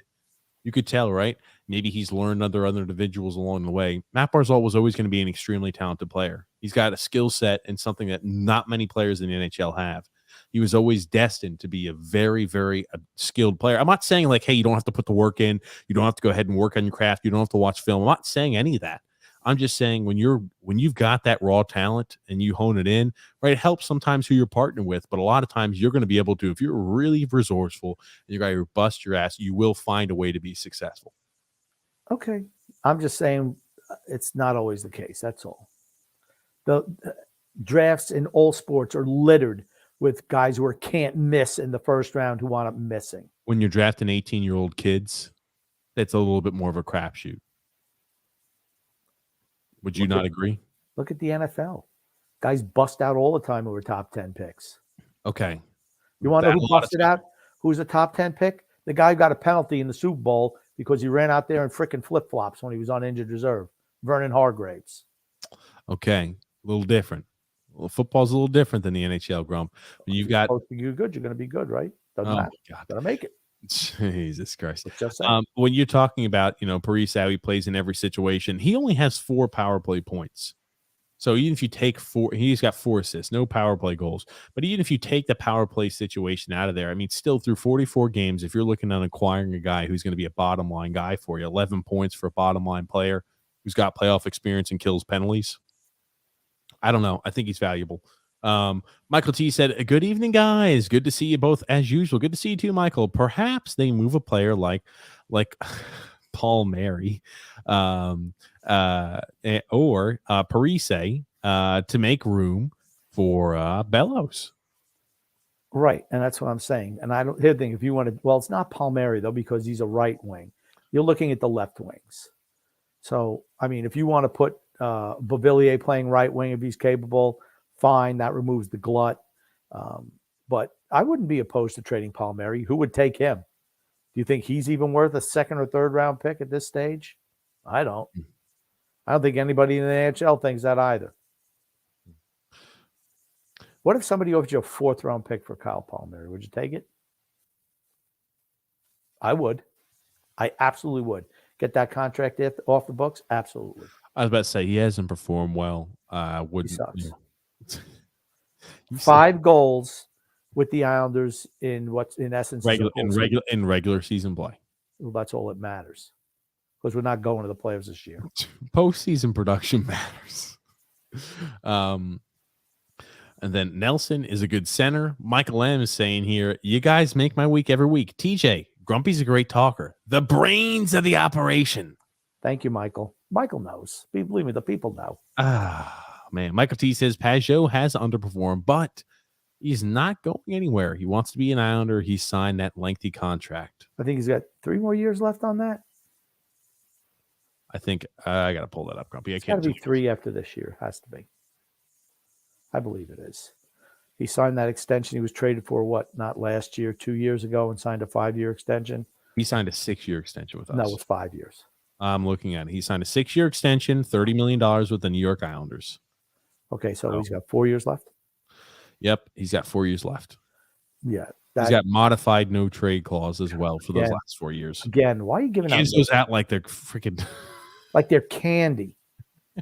Is it because no one wants to play that system? Yeah, well, here, if I'm going to play that system, you got to commit to me and not move me out of here because I'm going to have no value out there. I can't sign another contract after I leave here. Yeah, so he's yikes. Yep, he's got at least another 4 years. He'll be with us till he's 34 years old. Yeah, now see, he's not going to be worth shit at 34. No, he's not. Well, I mean, this whole game is predicated on speed and quickness.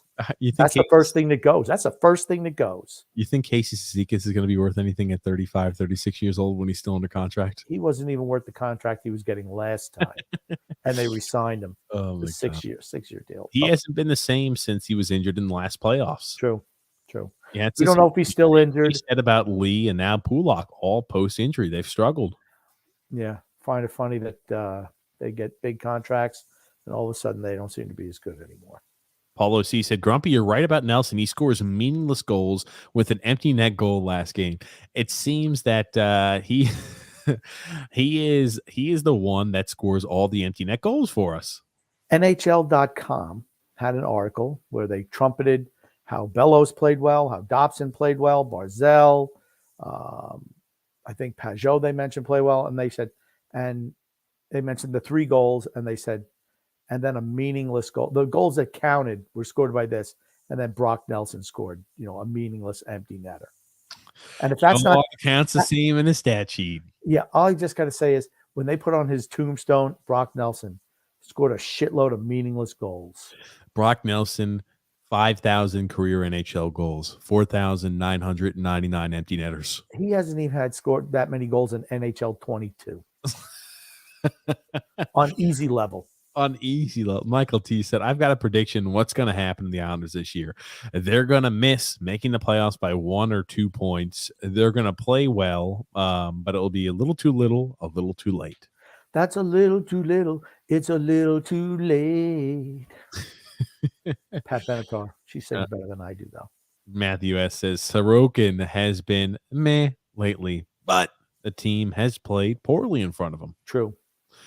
Drew L. says Sorokin would be top 5 with a good defense. He's close. I'm not saying you can't take the jump. He's not there yet. I mean, like, he's not top 5 right now. No, absolutely not. I mean, like, you look at guys like, okay, you got to be top 5. You're competing with the guys like your Vasilevskis, like your Shesterkins this year. You're competing with some really talented netminders. And then Chris Smith's also saying, yeah, Pulak's just getting back into it. Give him a little bit of time. And the Islanders are puck watching too much. True. Well, I think the fact that now we didn't see that against Boston, but the fact that we're so slow and so old that when teams start buzzing around, it's just like, okay, we're just doing our best not to get scored on here. And they just all pack in front of the net and they'll wind up getting scored on. But that's what happens. It's like, oh my God, they're moving too fast for us. We don't know what to do. So they get frozen in their spot. Chris Smith saying Calgary looks really good and a good coach. True. Michael T says, so do you guys think that Varlamov really has COVID protocol, or is it just a ruse to prevent playing him, to prevent injury so they can trade him? No, I think he was actually. What I think happened is they saw his test came back as negative, no COVID, and they went ahead and scrubbed it on somebody they knew had COVID originally, and they just mixed and matched it with Varley's test tube, and they said Varley's got COVID. Can't play him, Grumpy. Can't play him. Jeremy F said the flurry of action for Marc-Andre Fleury should raise Varlamov's price tag. Only if Fleury gets traded. Well, I think this too. With Varlamov, you've got another year on his contract. Marc-Andre Fleury, this is. I mean, technically, this is the last year on his deal, right? So, right. And again, he's a guy who's a 38-year-old netminder. Varlamov has 30. Okay, 37. I thought he was just about to turn 38, but he's 37-year-old netminder. You're looking at he's just purely a rental. If you're thinking you can compete now for a cup, he's a pure rental. A guy like Varlamov gives you this year and another year under team control. So he's not a rental in that fashion. But who's the better goalie? It's Marc-Andre Fleury. He's better than Varlamov. Yeah, I agree with that. Swayman has been pretty good, says John A. Yeah, and just to clarify, Linus is pronounced Linus. That's right. I like Linus. Olmstrom. No, it's not Linus. Oh, man.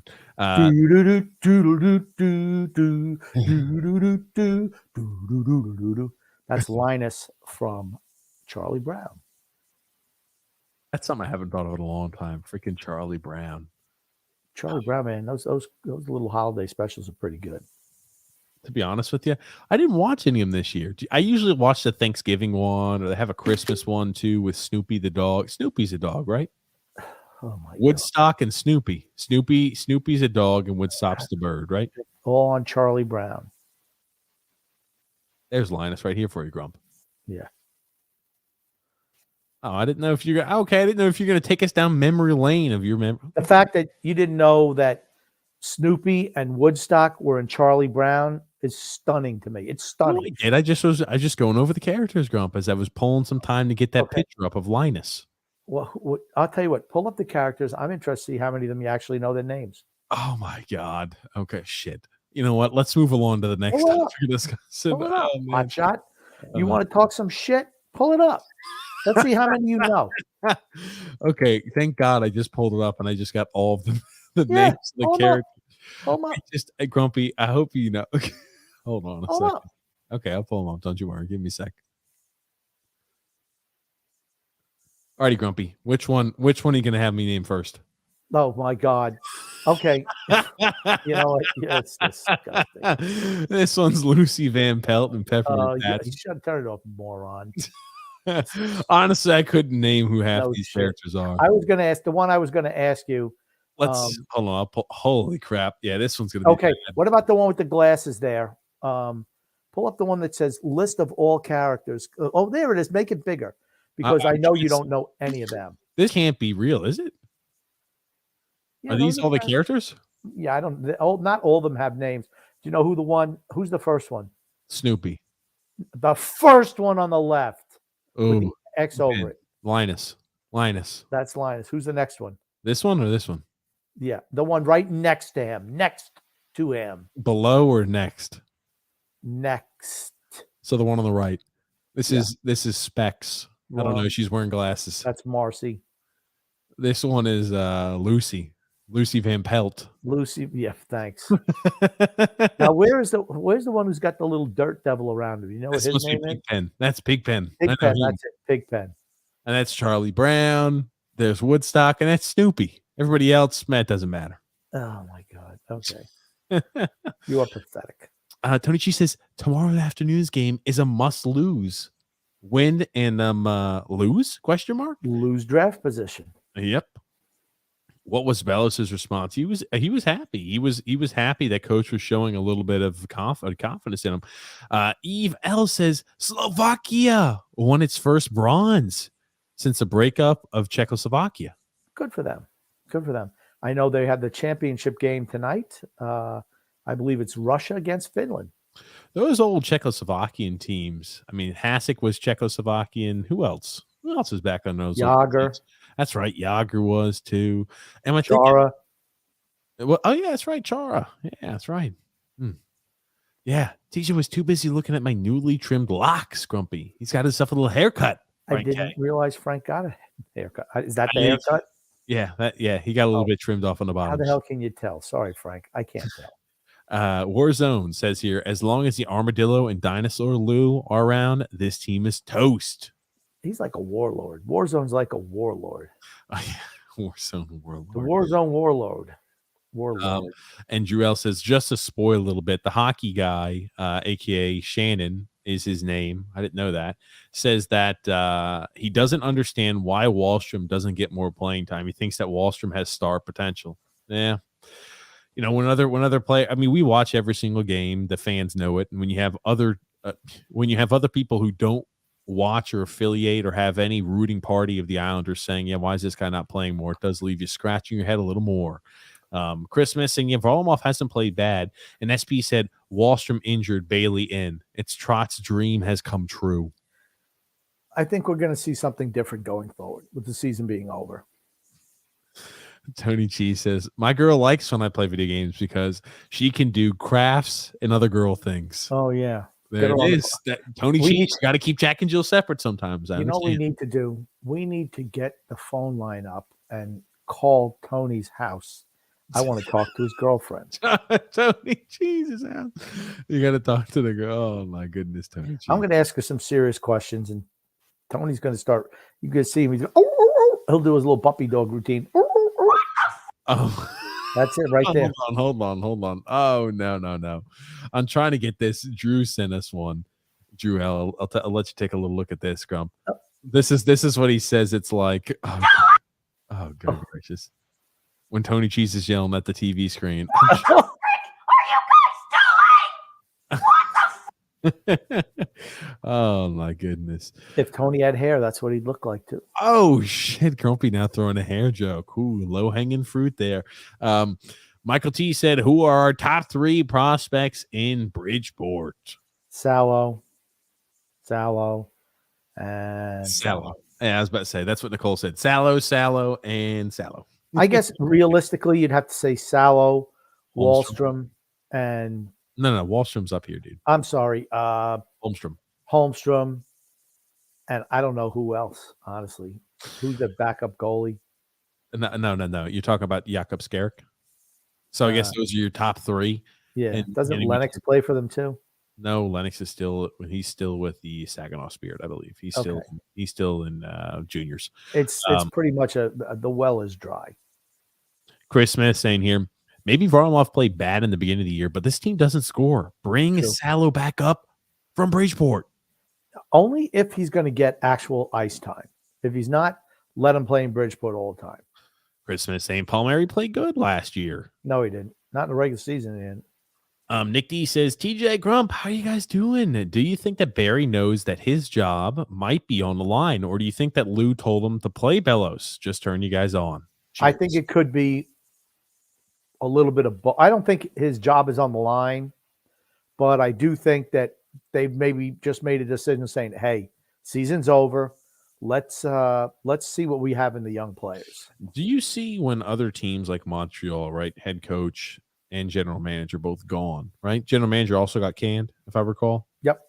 Yeah, head coach and general manager get canned. And I mean, they've been bad this year. I mean, woeful, but they just made it to the Stanley Cup Finals the year before. Right? When you see stuff like that happening around the league, I feel like if you're Barry Trotz and Lou Lamoriello, you have that kind of creep into the back of your mind. You say, yeah, we haven't played very well this year, and we had expectations of Stanley Cup or bust, and we're way off that Stanley Cup. What does bust even mean then to them? They didn't have a successful year. If they don't make the Stanley Cup, they didn't have a successful year. Simple as that. And I could say with confidence, they're going to have an unsuccessful year based off of the goals they originally set out for themselves. They're going to give every freaking excuse over the sun to justify why it's been bad. But plain and simple, they just haven't been good enough. True. But when you say Stanley Cup or bust, does that mean, okay, well, that means we really need to make big changes in the organization? Isn't that like a bust up move? It's like, hey, we busted out. I get a bust a move, Grumpy, or bust a ride? Yeah. Bust a move.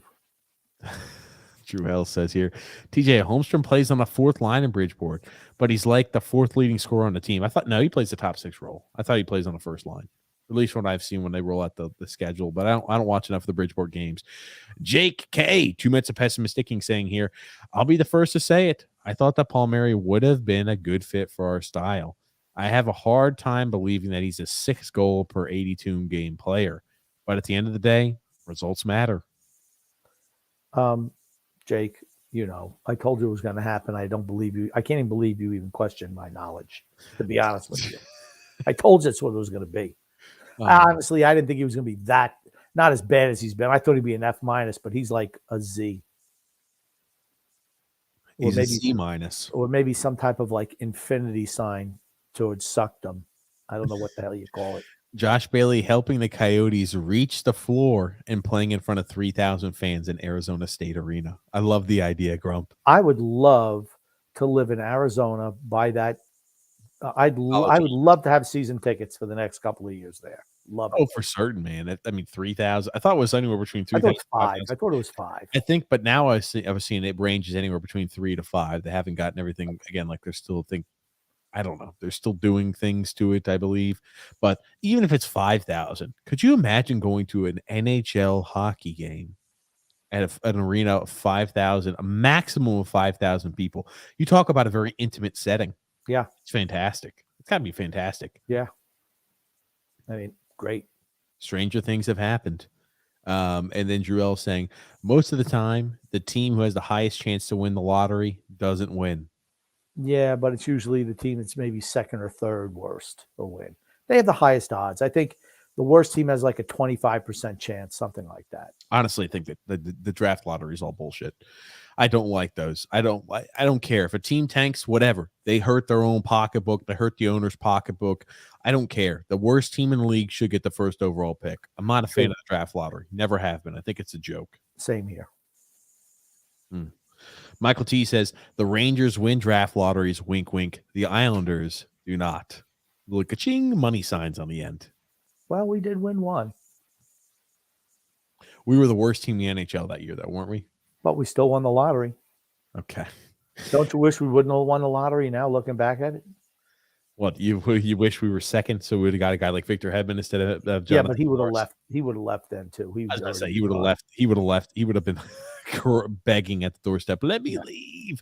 Chris Smith saying, should you try, or we should try, would you try Barzal, Wallstrom, and Bellows on the first line to see? I don't understand how you mess up the basic question that they're asking.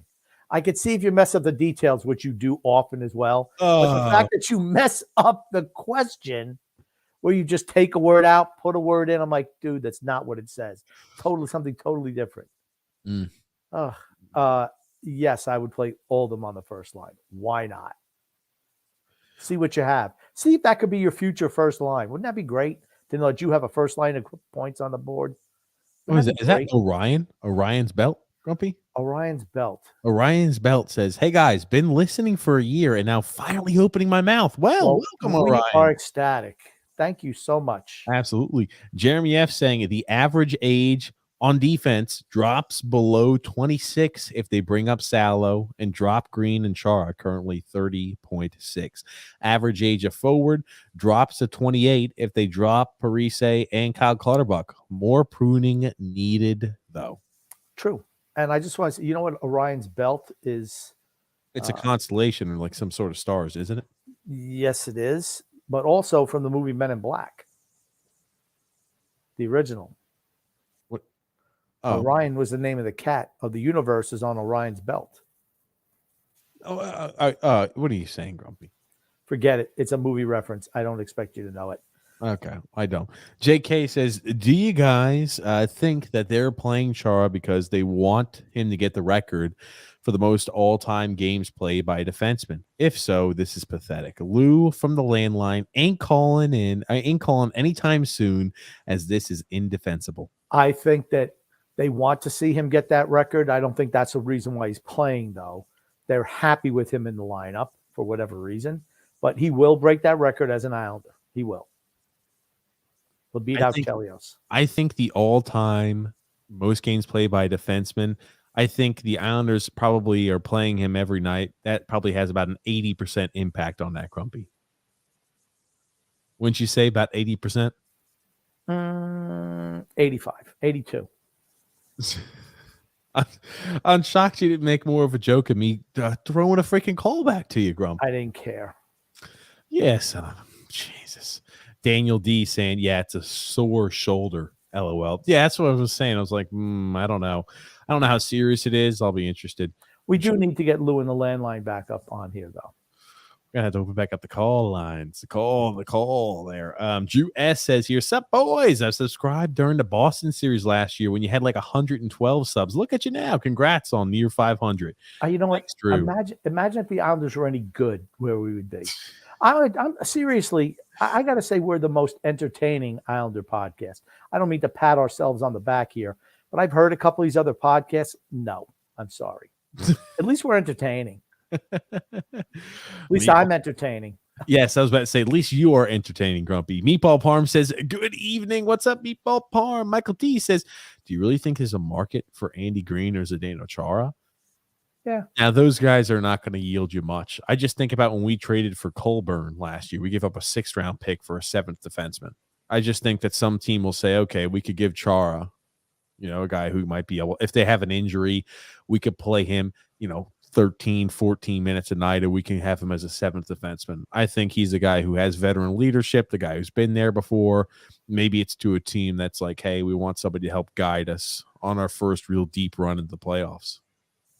So you're thinking that these people are still looking at, they're firing up the VCRs to watch the Zdeno Chara highlights, do you? Yeah, Grumpy. They're firing up the VCR. They're pulling out the tape. You know what he looks like now? Like you see the new, the way the NFL and other teams, they focus it on their one player that they're looking at in high def, and then everything else is kind of like fuzz in the background. That's kind of like what it is with Chara. You'll see all these things. You don't know what the heck's flying around behind them. They're just players, and Chara's just standing there. That's what it looks like. What the hell's all that? What's all that movement back there?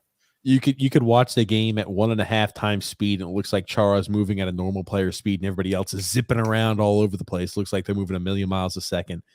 Jared Ben saying, "Hey boys, love you guys, love you too, Jared Ben." Got a comment here from Jewel saying, "I think the next couple of seasons could either be the Islanders just flat out suck, or we're going to be mediocre with the bad contracts and the veterans that we've got on this team." That's why you need to try to move as many of those bad contracts as you can. You're going to get stuck with some of them, but you have to move as many as you can if you want to get better. Because you can't, unless you start getting rid of some of those albatrosses, both contractually and play-wise, you can't improve your top 6.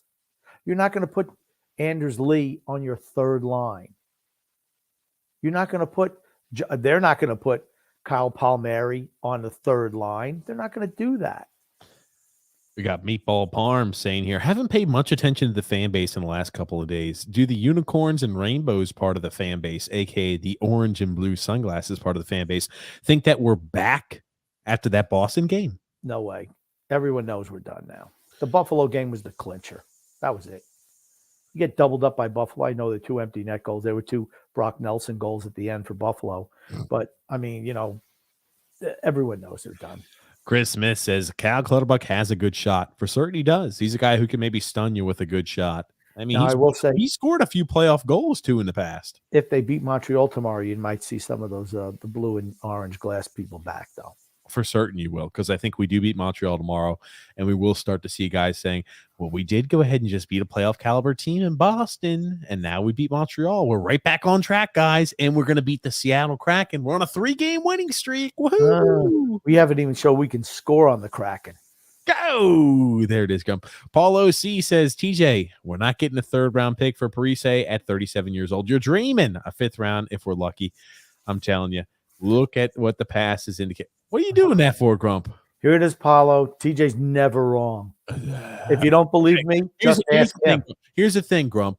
If he gets traded for a 3rd or even a 4th-round pick, I'm closer than a 6th or 7th. Man, come on. A 6th or 7th? Come on, man. Come on. Again, You're misrepresenting what I said. I'm not shocked, but that's not what I said. You said Sounds under like what you and the Andrews scenario? Lee, Patrick Kane bullshit from years ago. Yeah, It's a carbon copy. Patrick Kane is a better fit for this team. Andrews Lee is a better fit for this team than Patrick Kane. I said Anders Lee was. It's like saying the puck boy is a better fit than Matt Barzell. That's what it's like saying. I said in a 1 year snapshot, Anders Lee was okay. No, there's no. I don't care what year. I don't care what year you take. Anders Lee was never as good as Patrick Kane. I didn't say as good. I never said that. I Not said even it was close. more important for the team on and off the ice. Oh, And I go, stop. It was 1 year. Oh, ridiculous. So foolish. No one could want Parise at all. I don't know. He's got Minnesota didn't want him. That's why he was a healthy scratch down the stretch. Only on this team does he get unlimited ice time, penalty kill, power play at 37 years old. But I'll be, like I said, I admit at $750K, he's been worth the investment. JK, too much mistaking saying here. He's got a great wrist shot when he carries the puck. Yeah, I've been happy with his performance. I don't think you'd get a whole lot for a guy like that, though. Michael T says guys like Palmieri or Parise should get back better than average return because they're likely going to systems where they be able to play, or they've been where they'll be able to play. Yeah, but Palmieri's numbers are so bad for a guy who plays an awful lot of top 6 minutes. You have to look, and he gets paid $5 million per for another 3 years. It's like, we're not paying that. And Parise is like, yeah. I don't know. I really don't think Palmieri has any value at this moment when they look at that contract. To buy a house on Long Island, though, maybe that's a plus. God almighty. Drew L says, speaking of records, what's Lane Lambert's record as a head coach this season? Was it 2-2? I think it was 2-1. I thought it was 2-1. 2-1. We played 2 cupcake teams and we got rolled by Washington that last game he was coach. Anthony R says, I fear at the deadline that Lou goes up to Parise, Clutterbuck, Chara and asks them if they want to be moved to a contender. And I could see those guys, and I could see, and I can see because they're not quitters like you guys agree. They say no. I think what he's saying here is he asked Parise, Clutterbuck, Char if they want to get moved to contender, and if they say no, they want to stay on Long Island, they want to retire an Islander. We could see us not trading those players. What a colossal mistake. Okay, I wouldn't even go up to them and ask them. They're in the last year of their deals. You just move them. They're probably the only 3 players on the whole team who don't have some type of no trade clause thrown in here. Is that a terrible offense? What? For Lou Lamoriello, if he goes up to Chara, Parise, and Clutterbuck, and let's say on the market they're only offering 3rd or 4th round pick. Hey, Clutterbuck a 3rd or 4th round pick, Parise a 3rd or 4th round pick, but because those guys want to retire as Islanders and don't want to play, they want to stick it out with the team, we don't trade them away and we sit on them and they retire at the end of this year. Is that a fireable offense? If you're getting a 3rd or 4th round pick, I don't even ask them. They say. Just remember, Tommy B introduces. I'm going to go ahead and paint the picture. Tommy B introduced the fact that he's loyal to a fault sometimes, and that he feels that he will ask Andy Green and Zdeno Chara if they would like to be moved to a contender, and if they say no, he won't shop them and he will not entertain trade offers. Okay, here's what I'd say, Big Z. We have 4 teams looking at you. Bip bop boop bip. Who do you want to go to? I could see him saying that. But it should not preclude him from making a deal at this point in time. No. I'm going to ask again. No, it's not a fireable offense. You don't think that's a fireable offense if he sits on assets that he could have gained draft capital for and doesn't trade them because the player didn't want to go? That's not fireable offense? I think it is. Okay. They're not going to fire Lou Lamoriello. Okay. Anthony R says, I think Lou respects those guys and will honor their request. Well, that'd be a mistake. Like I said, it's just the way the business is. I mean, like I said, if I had an option, we have 3 teams that want you. Which one do you want to go to? We're looking to move you all out, put you on a contender. The season's over for us. They're all free agents after the year anyway. Okay, Parise's probably, or Chara is definitely going to retire. Parise might. And Cal Clutterbuck probably is going to retire too. I mean, Cal Clutterbuck, you remember, he doesn't have feeling in two of his fingers and seriously considered retiring 2 years ago when he's still under contract. I don't see him signing a new contract. I think Cal Clutterbuck retires at the end of this year. And I could see him asking Cal Clutterbuck, do you want to retire an Islander? You've been here your whole career. Do you want to have one more chance to win a cup? He may say, no, I want to retire as an Islander. He may say, no, I want a chance to win a cup. Who the hell knows? Yeah, like I said, that's not stopping me. Could you see that stopping Lou, though? That's the question. Not you, because you and I are the same way. Business decision. But Char's been on our team for 43 games. Really? Parise's been here for 44 games. Really? We know that Chara doesn't want to move anywhere outside the Northeast, though. Remember? I don't give a shit. Then retire. Then trade him to a team in the Northeast. What team in the Northeast is a contender? Everybody but us. No. Buffalo is not a contender. Rangers. Do you think the Rangers, with their style, would even say, I want to give anything up for Zdeno? Zdeno Chara would be the slowest guy on the ice by a country mile. He would be a glacier on the Rangers. Do you think the Boston Bruins want back Zdeno Chara? Do you think the Washington Capitals want a guy like Zdeno Chara? I don't know. I would say probably not. Maybe Pittsburgh. He's never been to Pittsburgh. Not or door knocking. Hey, Pittsburgh, we got a great deal for you. Zdeno Chara, only a 7th round pick. Come on, throw your 7th rounder our way. I don't think they're moving Chara. Really? I think they want to keep him with Dobson for the rest of the year. Oh God. Those moves don't do anything for you anyway. They do nothing. 6th or 7th round pick. I don't know. We talk about how sometimes the draft is a crapshoot. I'd rather have more freaking chances at the slot. Why? So we can draft Alexander Lundqvist and guys like that. Alexander Lundqvist. I don't know, Rob. We don't have any draft. We don't have a lot of young guys in the cupboard, man. Throw as many pieces at the draft as you can. You need to stock up, man. Oh my God. What, Crumpy? What is it? You're exasperating sometimes. Oh man. John A says with Leonard out and needing to clear cap, they could swap Alec Martinez for Leonard on long-term injury and then flip him to us for Varlamov. He's a good left-handed defenseman. Not sure if we could milk a pick out as well. Well, I mean, Alec Martinez just signed back. Yeah, I don't think he wants to go east. I don't know if he has any no trade or no move clause in his contract. I like Alec Martinez. I think he'd be a good fit here. That's who I wanted to team up with Dobson. Alec Martinez is 34 years old. Yeah, but that's who I wanted to team up with Dobson this offseason. He was a guy that I really wanted, not Zdeno Chara. He's got a 16-team no trade clause, no trade list. I bet you we're on that. I don't know if we are. Next year it gets limited down to a 12-team no trade list, and then the year after an 18. So there's a chance that he doesn't even have us. He has us on that list, and we don't get traded, or we're not a viable option for him to get traded to. Can't miss NHL prospect Michael Del Cole. Yeah, I don't think he was a can't miss. I mean, Rich A says if you want a bottom line player off your team, it's going to be Clutterbuck.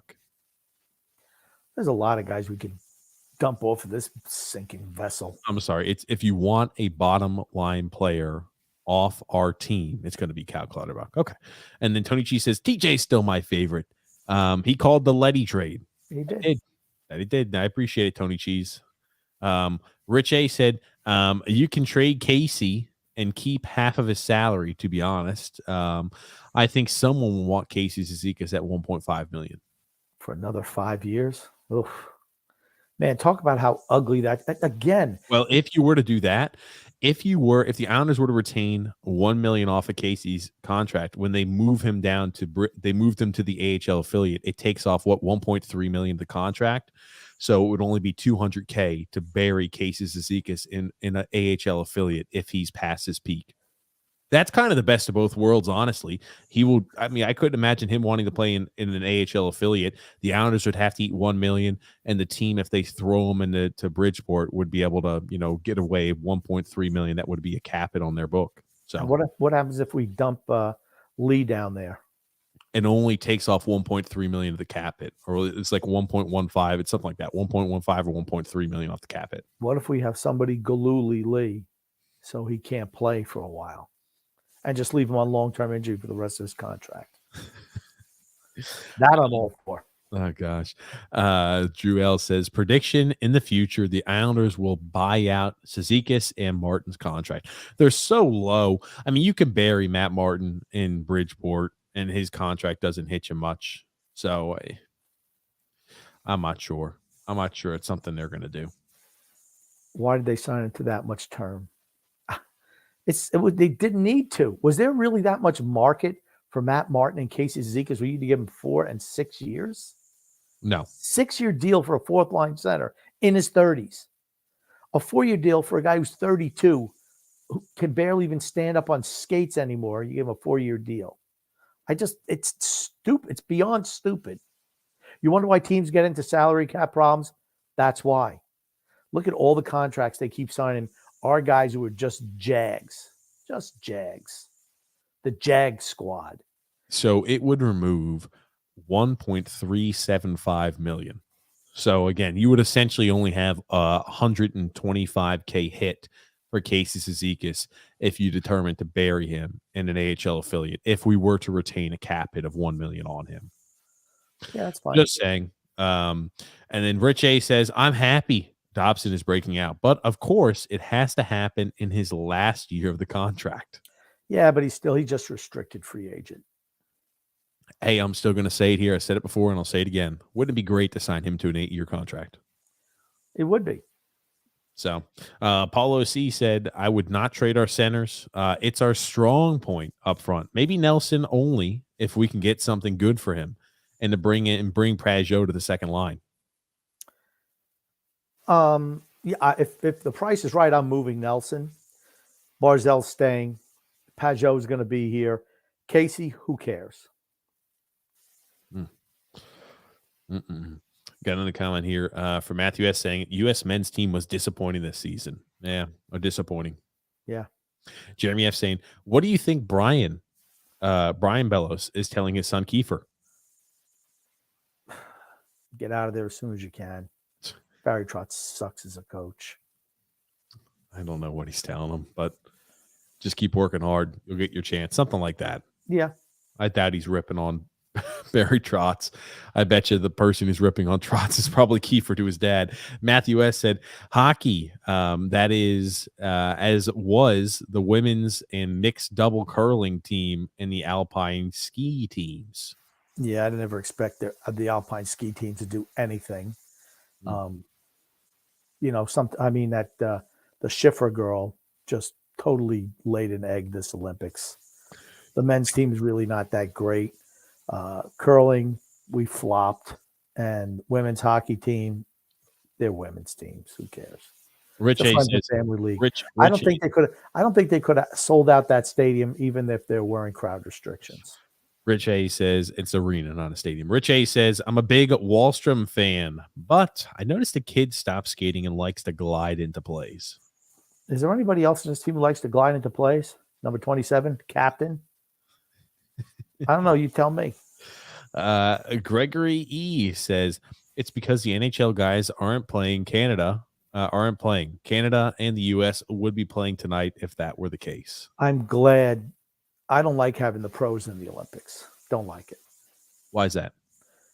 Because it takes something away from it. It should be. I mean, these guys are all pros. They make money. They play in the NHL. For a lot of these college kids who play hockey or some scrubby brush salesmen who play the positions, it's like their only shot at glory. It's funny. I was talking to the warden today and my mom, and I was saying, that people your age, TJ, have no idea what it was like when we beat the Russians. You can't, because you just don't understand the time. You don't understand how great the Russians were and how crappy our teams had been for years and years. And it was just the greatest upset of the 20th century is what it was called. And it absolutely was. Tony Cheese saying, I thoroughly enjoyed the beating I just took. All in fun jest here, Tony Cheese. Matthew has said, true. They need NHL guys for years from now. Paulo C said here, between Nelson and Pajot, if I had to trade one it would be Nelson because Pajot is better in the faceoffs and better all around center than Pajot and Nelson, and he's younger. True. I worry about Pajot. I think that, he's younger, but the miles and the style of game has just taken a toll on Pajot's body. That's worst case scenario for us. Maybe he's not. Maybe he just needs a year to bounce back. I have no idea. Nelson's got bigger value than Pajot does. That's why I move him. Yeah, he does. Jeremy has said in Bellows' last 9 games, the team is 7-2. There you go. Remember, he was playing a few of those games earlier. I included the games with the COVID time period to where the team really struggled. But yeah, in the last 9, 7-2. Drew L says, you can thank Grump for this next meme. Oh, gosh. Michael T said, did you guys think that the Giza pyramids line up with Orion's belt? I have no idea. Did you know that the Giza pyramid? I'll tell you, those pyramids it's crazy stuff, Grumpy. Have you looked into that stuff? No, I have not. It's worth taking a gander at, Grumpy. That's all I'm going to say. It's worth taking a gander at. That's all I'm going to say. Okay. And then interesting. Was that? It's interesting. The way it's lined up, the exact angles, everything, how everything was built. It's just crazy. I think, I don't know. I like listening and entertaining the idea that possibly there was intervention by other individuals or third parties that helped create these massive structures. Chris S. said, do you think the Islanders should have kept Gustafson and cut Chara instead at the beginning of the season? No. And the reason being that, could you imagine a Gustafson-Dobson pairing on the blue line? I mean, Gustafson is all offense, no defense. What did you want from your defense pairing? Because I never thought we were winning this year anyway. You want to make sure that Noah Dobson develops. Is Gustafson going to help him develop as an overall player, or is Chara going to be more helpful? I think we know the answer to that. So I don't have a problem with that. I think people overestimate Gustafson. Goon says, Grumpy old man, in your estimation, who is the grumpiest Islander of all time? I use the bathroom. I'll be right back. Oh, okay. On this question, this isn't. Oh my gosh, Billy Smith. Alrighty, I'll wait, Grumpy. I'll wait. Yeah, Billy Smith. Okay. Boston won tonight. The cockroach in the Edgar suit was one of the best characters ever. Yeah, you can put that one on. What the hell is that one? You can disappear now. What is the cockroach in the Edgar suit? In the movie Men in Black. Oh, yeah. I remember some. It was Vincent D'Onofrio played that role, and probably he was also in the Law and Order TV shows. I don't know which one, but he'll always be, for me, known as Private Pyle from Full Metal Jacket, which was just a fantastic movie directed by Stanley Kubrick. I believe it came out in 1980. But it was really a tremendous movie, and just the amount of abuse that recruit took. Well, I'm not going to give away the ending or what happens with Private Pyle, because, even though I know it's 40 some odd years old, I don't want to ruin it for anyone, but you should definitely watch that. And Kubrick was a great filmmaker, and that one was no exception. 2 sections. One was boot camp and one was in Vietnam. And the end kind of showed the futility of the United States, or whoever, whoever was fighting over there with us. What happens with the resources that we were throwing, and what the North Koreans were, or the North Vietnamese, were throwing at us. And like I said, just the symbolism there was really fantastic. And you got to see it. I thought it was a really smart movie as well, and fully enjoyed it without a doubt. Oh, look who's back. What are those little Christmas pants you have on there? Was a little Christmas pants you're wearing there? Yeah, I'm wearing Christmas pants, Grumpy. You got an issue with it? No, I just asked if those are little Christmas pants you're wearing. Yeah, every day's Christmas over here when I get to do a podcast with you, Grumpy. Okay. Michael T says Hall of Famer and Islanders legend Billy Smith was known for being grumpy. That's who I picked. Jake K saying, if we were asking Cal Clutterbuck and Chara if it's okay for them to be traded, the tail is wagging the dog. Yeah. Like I said, I'm the only guy I go up and ask and try to convince is Anders Lee. That one you have to schmooze. But those guys, no, sorry. You know what the business is. Team sucks, we move you out. Drew L says, still wondering why Barzal and Lou haven't been re-signed. Barry and Lou. Barry and Lou haven't been re-signed. Is Ledecky serious about not retaining them? Lou's going to be into his 80s when his contract expires.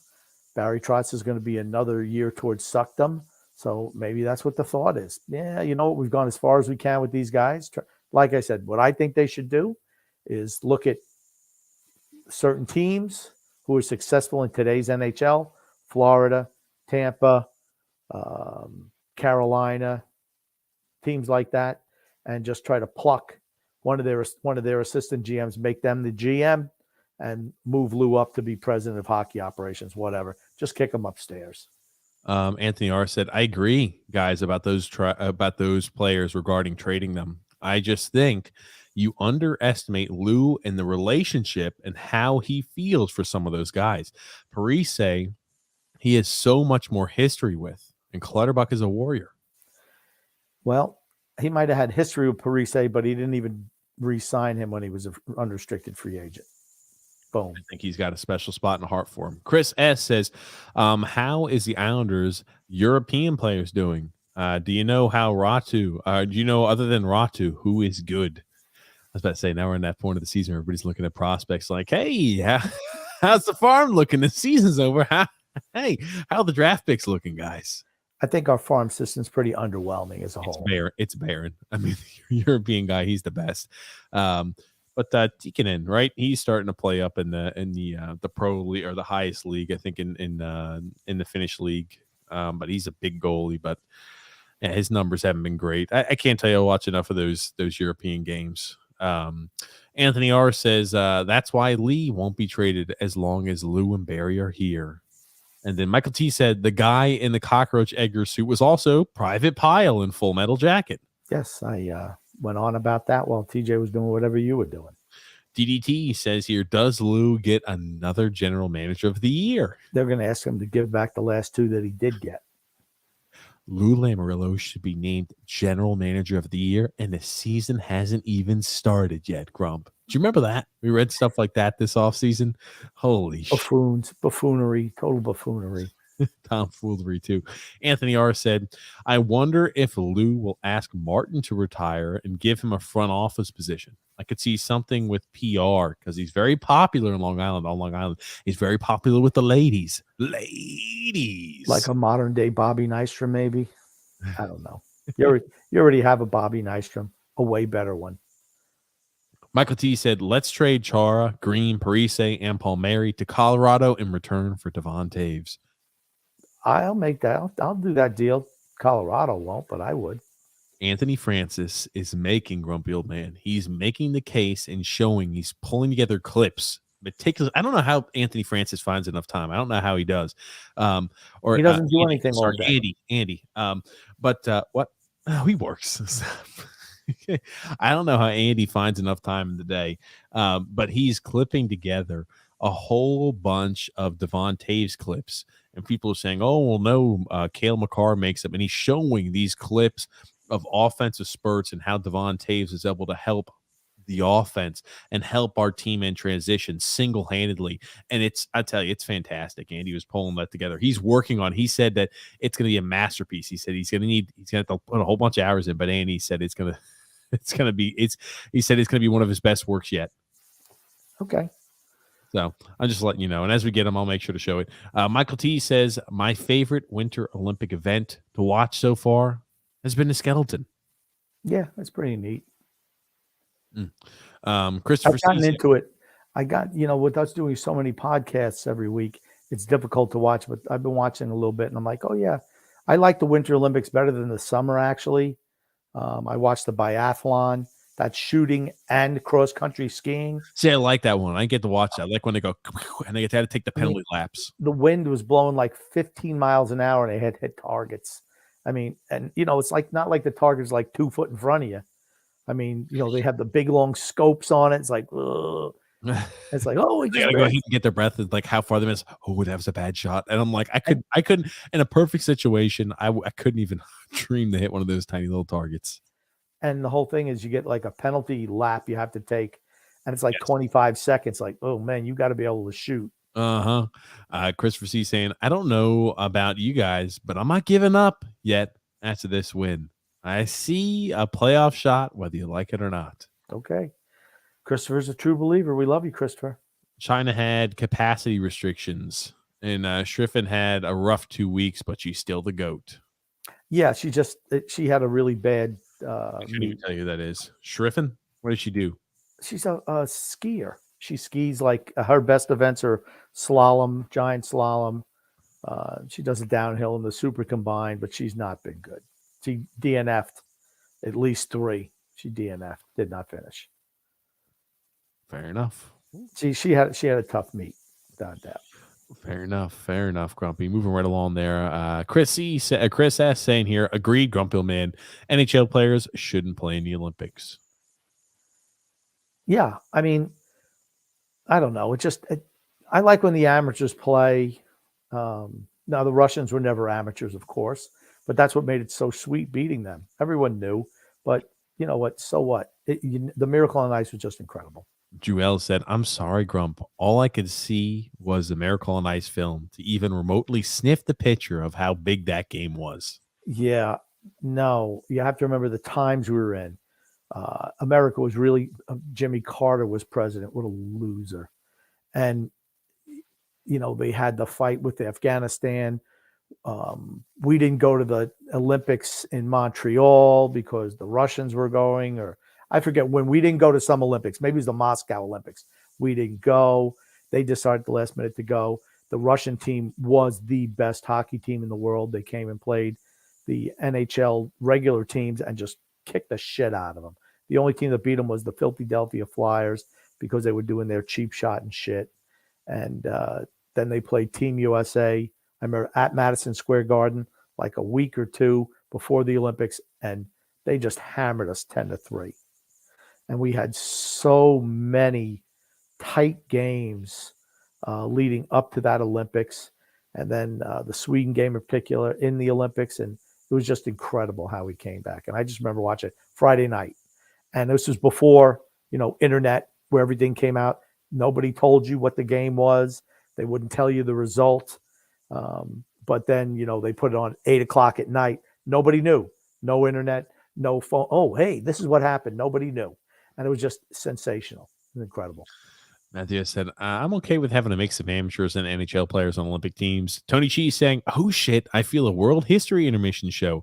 Episode 1, the Great Pyramids. Do you know that some people think that dinosaurs help with the building of the pyramids? John A said, with next year in mind, who did the Islanders target at left defense? Lindholm's going to have many suitors, or do we have a reunion with Nick Leddy or Mark Giordano? Salo will be the third pair left defenseman. Bolduc has regressed, so options are thin. I think that I think we'll go after a guy like Giordano. I really think that fits this team's MO. Again, I'm not looking for a guy who's 38 years old or 39 years old. Neither am I. But I'm still. Who do you think? Nick Leddy, I think, brings some. No. I think Nick. No. I'm just talking about. I think Detroit wants to keep Leddy. That defensive core is really young. I think they want to extend them if they could for ideally 2 more years. We're going to need some help on defense because, I mean, let's be honest. We got to figure that Chara and Green are both going. Salo takes one spot, and whoever. I mean, you might need to make a trade to get a left-handed defenseman.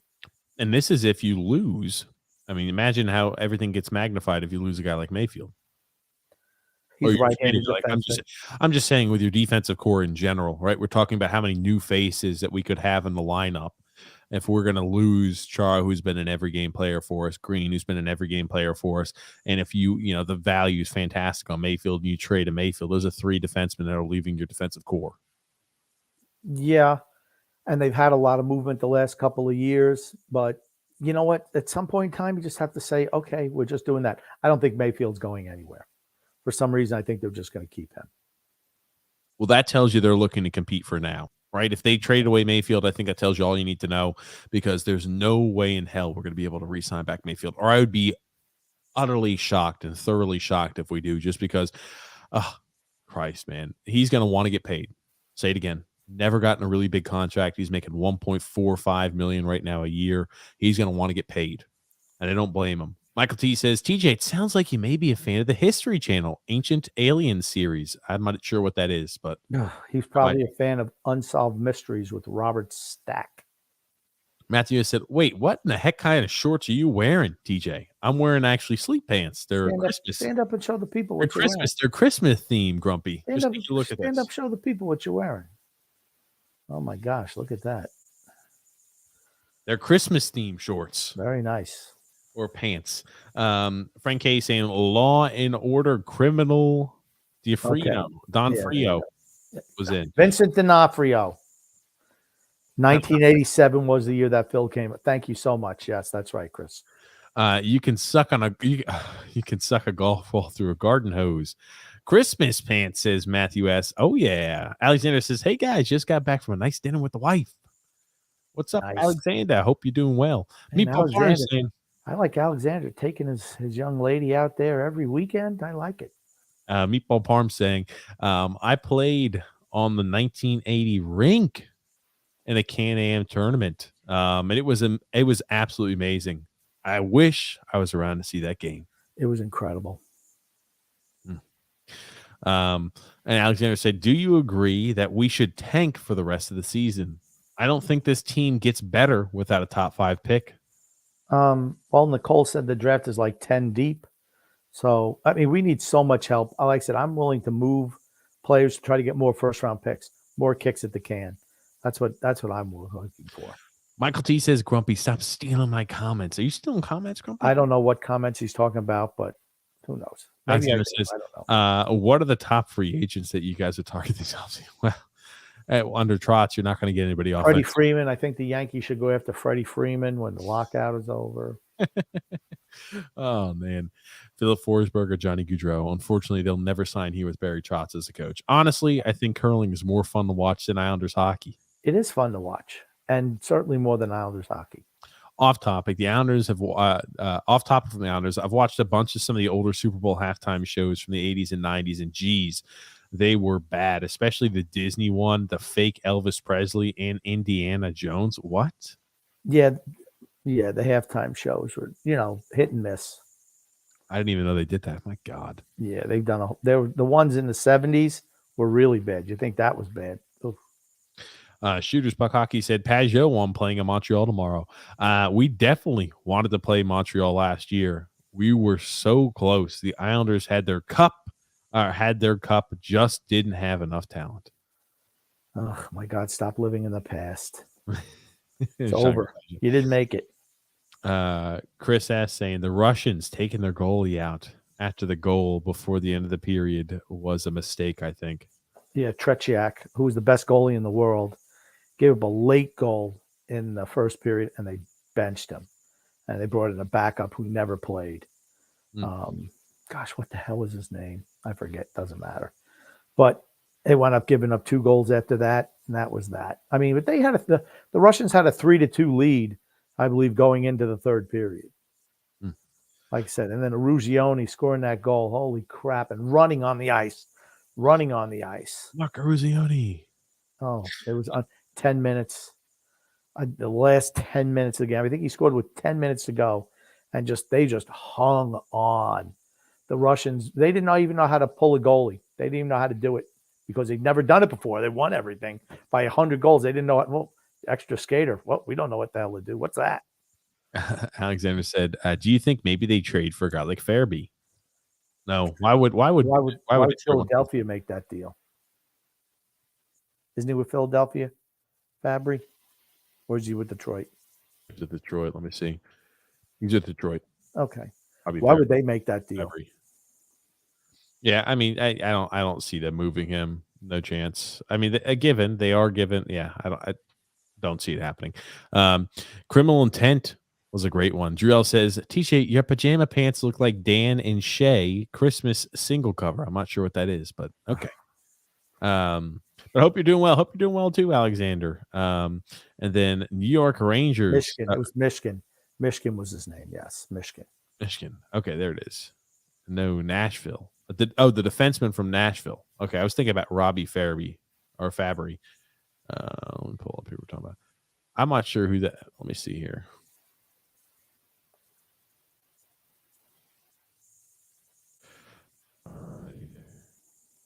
I'm not seeing. Respell that, Alexander. I'm having a tough time finding anybody there on Nashville. Michael T saying, I remember being at the Islanders game where they shelled U.S. goalie Jim Craig and chased him from the game. 10-3. I think I don't even know how many shots on goal. It seemed like they only put 14 shots on goal. Just bing, passes, bing, bang, boom, bang. Holy crap. They were incredible to watch. No, he was playing for the Flames at the time when the Islanders were playing against the Calgary Flames, and Craig was a goalie. I don't think Jimmy Craig had a long or illustrious career in the NHL, did he? He played for the Atlanta Flames after the Olympics, but he wasn't great. He was a third-round pick for them. But a lot of those guys did wind up going to the pros. But just watching them, the Canadians wouldn't even pass the players. They just threw the puck to spots. Everything was system. And, they just they're skating. They just skated to spots, and they're waiting for – it was incredible to watch. Honestly, fantastic.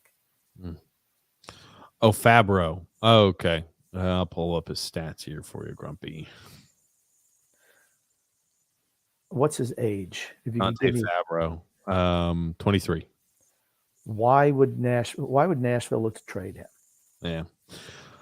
I don't see you always have to ask the question, why would a team want to trade a young defenseman like that? Not everybody's dumb enough to trade Devon Taves.